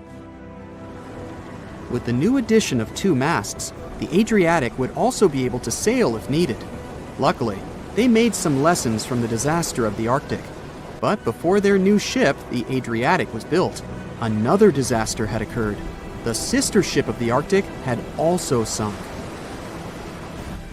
They believed this second ship was desperate to stay in front of the Cunard's line and hit an iceberg somewhere during the race. This weird contest took the lives of 141 people. The desperation of Collins and his weakly built hulls pushed the company towards bankruptcy in 1858. The newly built Adriatic, costing over $1 million, had only made 1 voyage in the end. And even that voyage was considered a disaster. The ship collided with a tugboat. It still managed to finish its maiden voyage at a suitable time. After the company had gone bankrupt, they had to sell the ship for only $50,000. They removed the great giant engines, replacing them with only sails. Although it was once the greatest ship on the high seas, it was only 30 years later until it was abandoned, labeled irreparable, and anchored in a river. The other remaining ships were also sold and only used for parts. Edward Collins left the industry altogether, seeking work on dry land instead. As the Collins line was no longer in the mix, the Cunards would grow in strength. Without competition, they would win the Blue Riband for the next 30 years, and 180 years later, after producing hundreds of ships. They still have a constant presence on the seas, as they provide transatlantic crossings, world voyages, and leisure cruises. To this day, the Cunard line is the only one to run ships between Europe and America, and it's great proof that it's not always the fastest that's the best. The Megalodon was the biggest shark to ever live. Not only that, it's one of the biggest fish and the largest predator in Earth's history. They've been known to reach lengths of up to a whopping 70 feet. That's over 3 times longer than the biggest great white shark on record. The females have also been found to be around twice the size of the males. The Megalodon could swallow a small car without it even touching its teeth, if cars had been around then. Its teeth could grow to over 7 inches long. It looks like we're going to need a bigger boat, and best make it steel-plated, as this shark can easily gnaw its way through ships. The underwater terror could bite a ship clean in half, with the highest bite force ever calculated for any animal, living or extinct. The force of its ferocious bite was up to 40,000 pounds. That's around 108,000 times the strength of a human's, and 10 times the force of a modern crocodile's bite. Its chomp is so strong that it makes the T-Rex's bite look about as powerful as my granny's after she's taken her dentures out. In fact, the Meg was so big and powerful that it had no natural predators. It was the uncrowned king of the seas, swimming freely from ocean to ocean. This cosmopolitan creature was found all over the world, from America to Europe and Australia to Japan, assuming there were countries back then. Meg fossils have been found on every continent except Antarctica. Everybody skips Antarctica. Science tells us that the megalodon went extinct over 3.6 million years ago. But could they still be alive at the deepest depths of the ocean? Only around 80% of the ocean has been explored, and its deepest point, the Mariana Trench, is over 7 miles down. So who knows what's lurking at the bottom? If you did manage to make it down, it is unlikely that you'll run into a Meg, though. The sharks, like us, preferred warmer coastal waters. Deep ocean living would be too cold for the beasts, and food would be scarce. Their entire bodies would also have to evolve to avoid being squished by the enormous water pressure down there. It's unlikely they're still around, but not impossible. Some good news, if you do run into one, is that the shark is pretty unlikely to eat you. You are way too small a meal for the megalodon, even if you have a couple of friends with you. This guy eats whales that are over 50 feet long. If you're having a beach party, though, it's a different story. In a beach full of swimmers, the shark very well might creep up, scooping several humans into its giant mouth without even chewing. But wait, let's rewind. How does the shark take down a 50-foot whale? It first bites off its fins, making the whale unable to swim away. It then casually munches it down piece by piece. Because of their size, sharks had to consume over a ton of food every single day just to sustain themselves, like me. All that food made the megalodon extremely heavy. They range from anywhere between 50 to over 100 tons. For context, that's around the same as 7 to 16 adult male African elephants. To fit all this food in, their jaws had to open pretty wide. A megalodon's jaw could span 9 by 11 feet wide. That's easily big enough to swallow 2 adult humans side by side. The fearsome name megalodon comes from 2 Greek words, mega meaning big and odont meaning tooth. So combined, they mean what? Big tooth. And it certainly lives up to its name. Just one of its chompers is the same size as a human head. It had 276 humongous teeth in total across 5 terrifying rows. In all of history, only a couple of saber-toothed cats and the T-Rex had consistently bigger teeth. Now that's a showdown I'd like to watch. The megalodon vanished millions of years ago, leaving only huge teeth to be found by modern archaeologists. They literally disappeared with very few traces left. Scientists believe that over time, sea levels dropped and the ocean temperatures went down rapidly. Over a third of all marine life was wiped out as the oceans cooled, and a number of animals at the bottom of the food chain plummeted. This had a catastrophic effect on the hungry predators at the top. Sorry guys.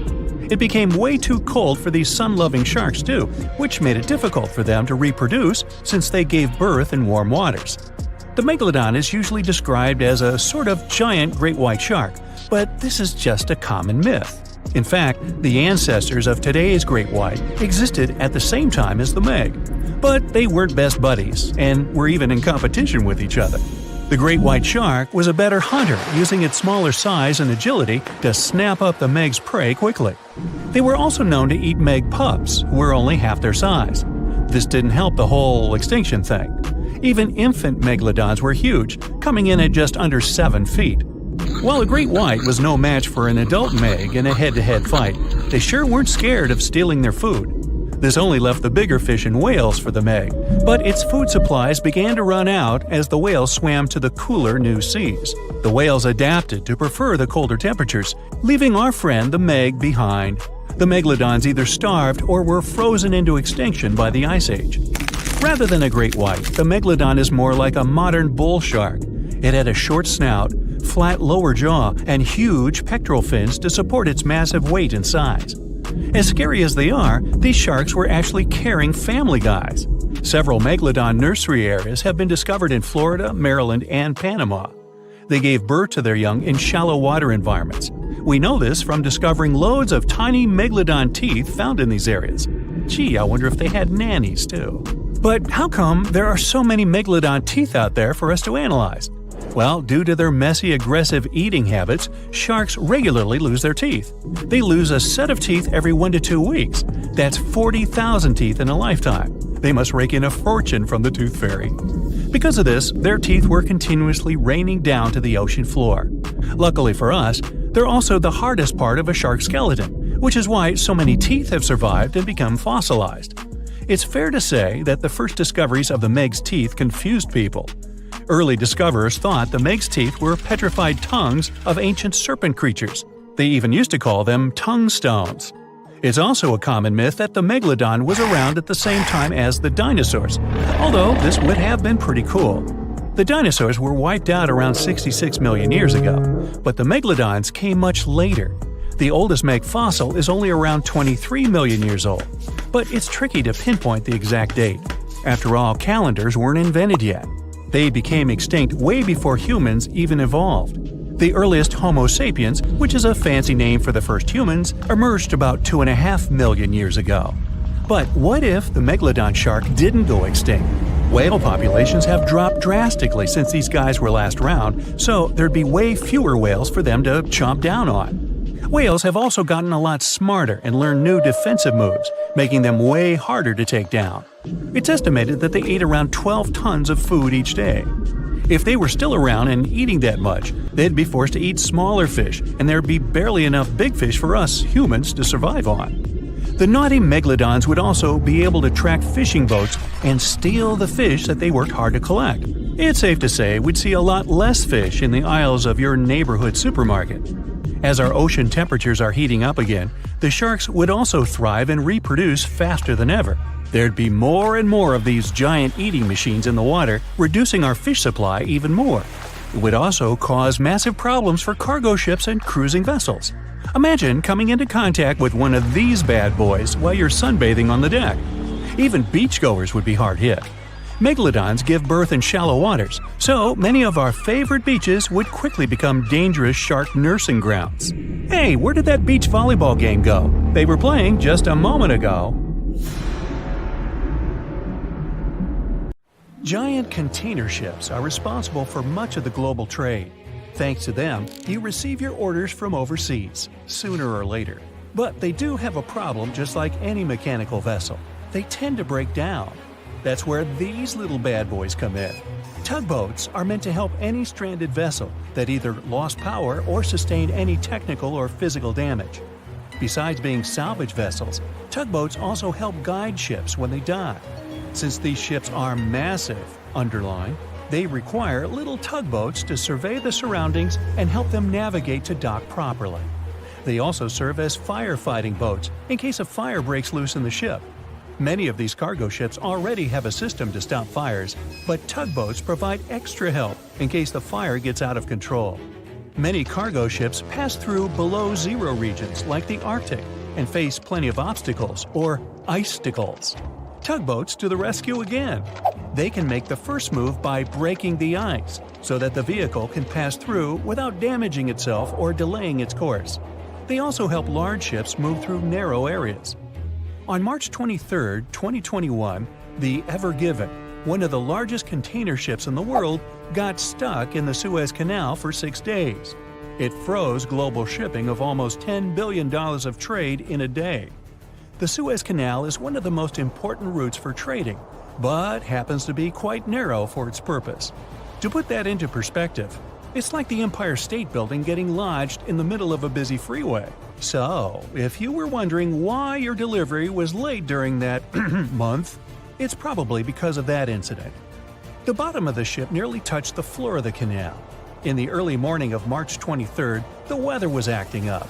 It was getting worse and worse, with the wind picking up to around 45 miles per hour. Those were some terrible weather conditions for navigation. That should have been the first red flag, but the Canal Authority didn't have a system for monitoring weather conditions or warning ships about them.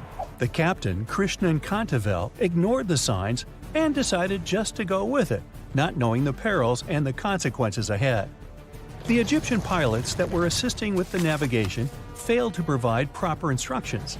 As a result, the ship became jammed diagonally, essentially blocking the whole canal.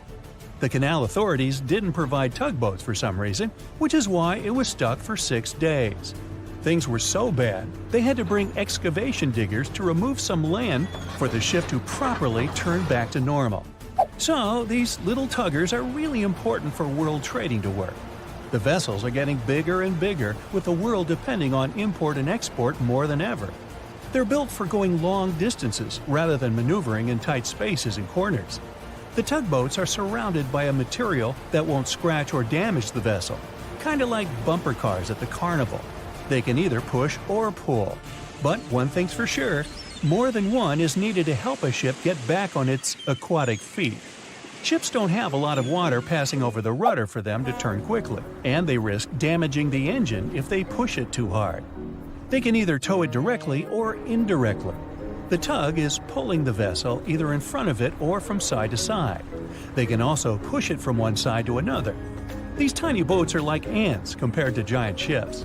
Their success secret is that they're floating on the water, which means there's no solid foundation for them to struggle. As a result, pushing and pulling is easy.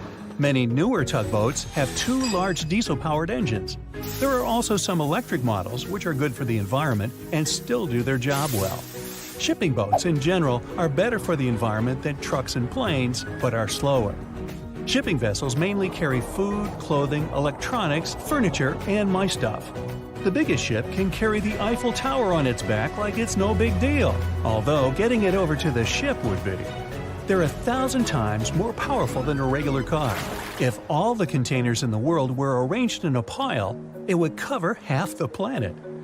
If you ever walked on a beach in the 90s and saw what appeared to be a rubber ducky, you weren't dreaming. In 1992, a shipping crate holding 28,000 rubber ducks was lost at sea while journeying from Hong Kong to the U.S. They say it fell off the ship and has been around the world's oceans for more than 20 years. What seemed like a horrible accident that would leave dire consequences for the world's marine ecosystem proved to also be helpful for us to learn and understand the world of plastic pollution and how the ocean currents work. These ducks seem to have had quite the journey when they broke free from their container life. Some reports showed they got washed up on the shores of Alaska, South America, Hawaii, Pacific Northwest, Scotland, Australia, and even froze in the Arctic. Rather than making their way to thousands of bathrooms in the U.S., they went rogue and backpacked around the world to see what else lies beyond tiled walls and bubble baths. Many were collected and removed from the seas and oceans, while some are still out there. There are around 2,000 of these duckies circulating in the currents of the North Pacific Gyre.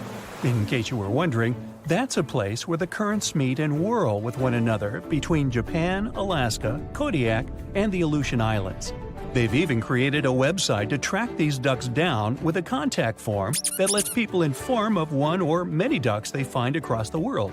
But who knows? Maybe we'll never recover every single duck that was lost at sea at the time. This is just one incident out of many. Studies show that at least 2,000 to 10,000 shipping containers are lost at sea every year. Many containers that do slip off and fall into the sea don't always sink to the bottom. They're floaters. On the downside, they don't float high enough to become colorful islands that are easy to notice. They float like icebergs, with just the top of the container showing, which means that any passing ship or boat won't see it from above.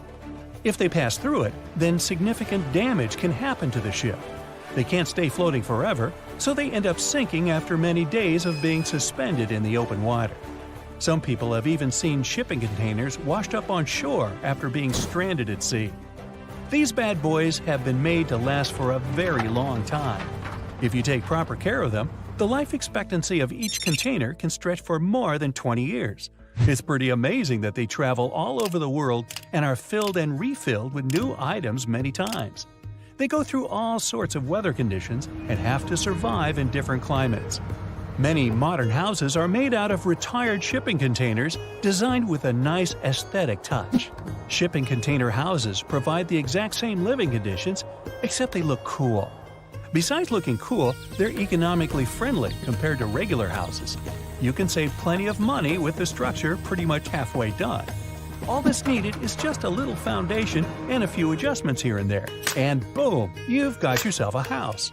You're also doing the world a favor by contributing to the environment.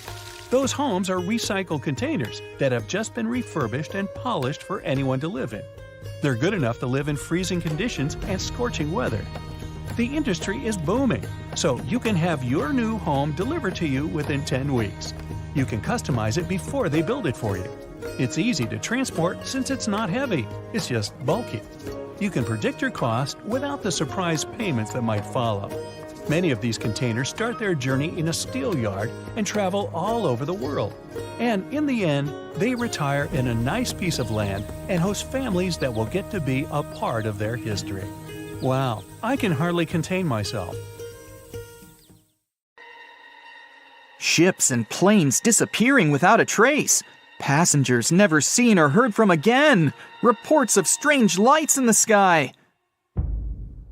No, these aren't scenes from an upcoming Hollywood blockbuster, but some of the strange occurrences reported for over a century in an area ominously dubbed the Graveyard of Lake Ontario, also referred to as Canada's Bermuda Triangle, or the Marysburg Vortex. It stretches across a portion of Lake Ontario from Kingston to Prince Edward County in Canada, and down to Oswego, New York in the US. The tales about this area can be as chilling as the frigid lake water on which they took place. The most unsettling story involves the schooner called the Bavaria. It was 1889, and the ship was being towed across the lake. Rough waters severed the tow rope, and the Bavaria floated away. Luckily, the schooner was later found safe and fully intact. But there was one thing missing: the crew! Not a single person was found on board. What makes the story even more bizarre is that the dinner table was set, a loaf of bread was discovered, freshly baked, and the captain's money and his papers were fully accounted for. There was even a pet canary happily chirping away as if nothing was amiss. What happened to the crew? We may never know. And this was not a unique incident. Just over a decade later, in 1900, 3 ships, the Annie Minnis, the Picton, and the Acacia, were sailing across the lake, but only 2 would make it to their final destination. The third one, the Picton, was speeding ahead of the others when it simply vanished. According to a cook on the Annie Minnis, "We were well out into the lake and making good time when all of a sudden we saw the Picton's topsails coming off, and then her lower sails settled, and then, while we stood and watched, the Picton just disappeared." It's possible that the ship sank, as there was some wreckage later seen in the water, but the ship itself was never found, and none of its crew ever located. A few weeks later, a bottle with a note inside was discovered in Sackett's Harbor, New York. The note was from Captain Sidley of the Picton.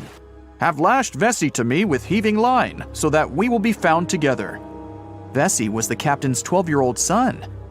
The note creates more questions than answers. If the witnesses were correct, the ship's disappearance was quite quick. When did Captain Sidley know he was in danger? Why not signal for help if he had any warning? And when did he have time to write a note, bottle it, and tie himself to his son? It truly is a mystery. And it was not just ships that ran afoul of the strange forces in the area. Planes also struggled to make it through in one piece. In 1975, Ron Scott flew out from the Picton Airport in his Cessna 172. As he entered the Marysburg Vortex, his plane banked to the side. For several seconds, he was unable to right the plane, but once he did, the same force banked him to the other side. Again, he was stuck there for a few seconds, unable to control his plane. A skilled pilot, he had never experienced anything like it before. He was certainly luckier than Royal Canadian Air Force pilot Barry Allen Newman. Newman was at the same spot back in 1952, when he lost control of his jet and crashed into the lake. To this day, his body has not been found. In total, over 270 ships and at least 40 planes have met a tragic end in this area. And adding to the mystery, sometimes people report a series of bright lights or orbs, or a dark ship hovering in the sky. These are even harder to explain. Witnesses willing to report them are adamant they are true. Sid Wells said he watched a strange shape like a multifaceted diamond slowly spinning in the sky, and then it just disappeared. Others claim to have seen it too. Of course, the Marisburg vortex is just one of several places around the world known as vile vortices, a term coined by biologist and writer Ivan T. Sanderson. He discovered 12 other equally spaced areas on the surface of Earth where funny things happen. The best known of these, of course, is the dreaded Bermuda Triangle. Situated in the Atlantic Ocean between Bermuda, Florida, and Puerto Rico, it has been blamed for the disappearance of thousands of people. They went in, on boats or in planes, but they never came out. Even the explorer Christopher Columbus experienced the mystery of the Bermuda Triangle during his first voyage to America in 1492. He said the compasses pointed in the wrong direction, the sea levels seemed to change dramatically, and he even spotted strange lights in the sky. In 1918, the USS Cyclops, which was one of the US Navy's biggest fuel ships, disappeared there. Since the 309 crew members were declared lost at sea when the Cyclops vanished, it's seen as the largest loss of life in the history of the US Navy in a single incident. At the time, the weather was good. The one message sent that day from the ship indicated no issues or concerns, and a distress signal was never sent. A thorough naval investigation followed. Its conclusion?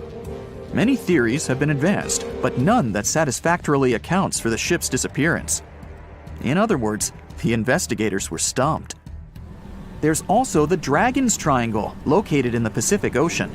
The most disturbing story involves a group of Japanese vessels that disappeared in the 1950s. When researchers were sent to investigate what happened, they too disappeared. In each case, it's impossible to truly know what occurred, and it's easy to get caught up in stories of giant sea monsters lurking beneath the waves. Who doesn't like a good scare? And Sanderson was willing to accept the possibility of such stories being true. He believed the vile vortices that he studied could be explained by anything from a wrinkle in the space-time continuum to magnetic abnormalities to underwater people. Of course, Sanderson was not only a huge fan of strange places, he also wrote about strange creatures like Bigfoot and the Loch Ness Monster. His skills as an impartial scientist are questionable, though. In 1948, he claimed that some 3-toed footprints found at Clearwater Beach in Florida were proof of 15-foot-tall penguins, arguing that they were impossible to fake. In 1988, Tony Singerini revealed that he and his friend, attaching some cast-iron feet to his high-top sneakers, were behind the giant penguin hoax. So maybe Sanderson isn't the most reliable source after all, but there are also some very compelling and wholly natural explanations. Let's look specifically at the Marisburg vortex. It's entirely possible that ships like the Bavaria and the Picton were done in by a mix of bad luck and bad weather. Unsettled weather is certainly not uncommon on Lake Ontario, and flash storms on the open water can prove dangerous to the most skilled sailor. And even today, with advances in weather forecasting, we get it wrong all the time. Back then, there was no way to predict that a storm was just around the corner. And the weather was just one issue. Historian Mark Seguin said that the area was always known to be dangerous, as the lakebed quickly becomes shallow along the eastern shore. There are also small rocky islands and shoals scattered throughout the area, making sailing a risky venture, especially for larger vessels or those weighed down by heavy cargo. By the mid-20th century, modern weather forecasting and improved shipbuilding alleviated most of the hazards of the Great Lakes shipping, resulting in fewer losses. The last major shipwreck in any of the Great Lakes was that of the SS Edmund Fitzgerald, which sank off the coast of Lake Superior in 1975, with 29 crew members going down with it. It seems the vortex is no match for human progress. And as for lights or images in the sky, in most cases, it's the result of an interesting phenomenon called thermal or temperature inversion. When this happens, a layer of warm air becomes trapped under cold air. This can result in mirages or reflections. So, a light on the ground that is miles away can be reflected in the sky, giving the impression of a flying object. Other parts of the mystery may be solved with a little time. Lake Ontario's freshwater and frigid temperatures help preserve the ships and planes that came to rest there. As divers and researchers continue to explore the area, maybe we'll finally learn the fate of the Bavaria, the Picton,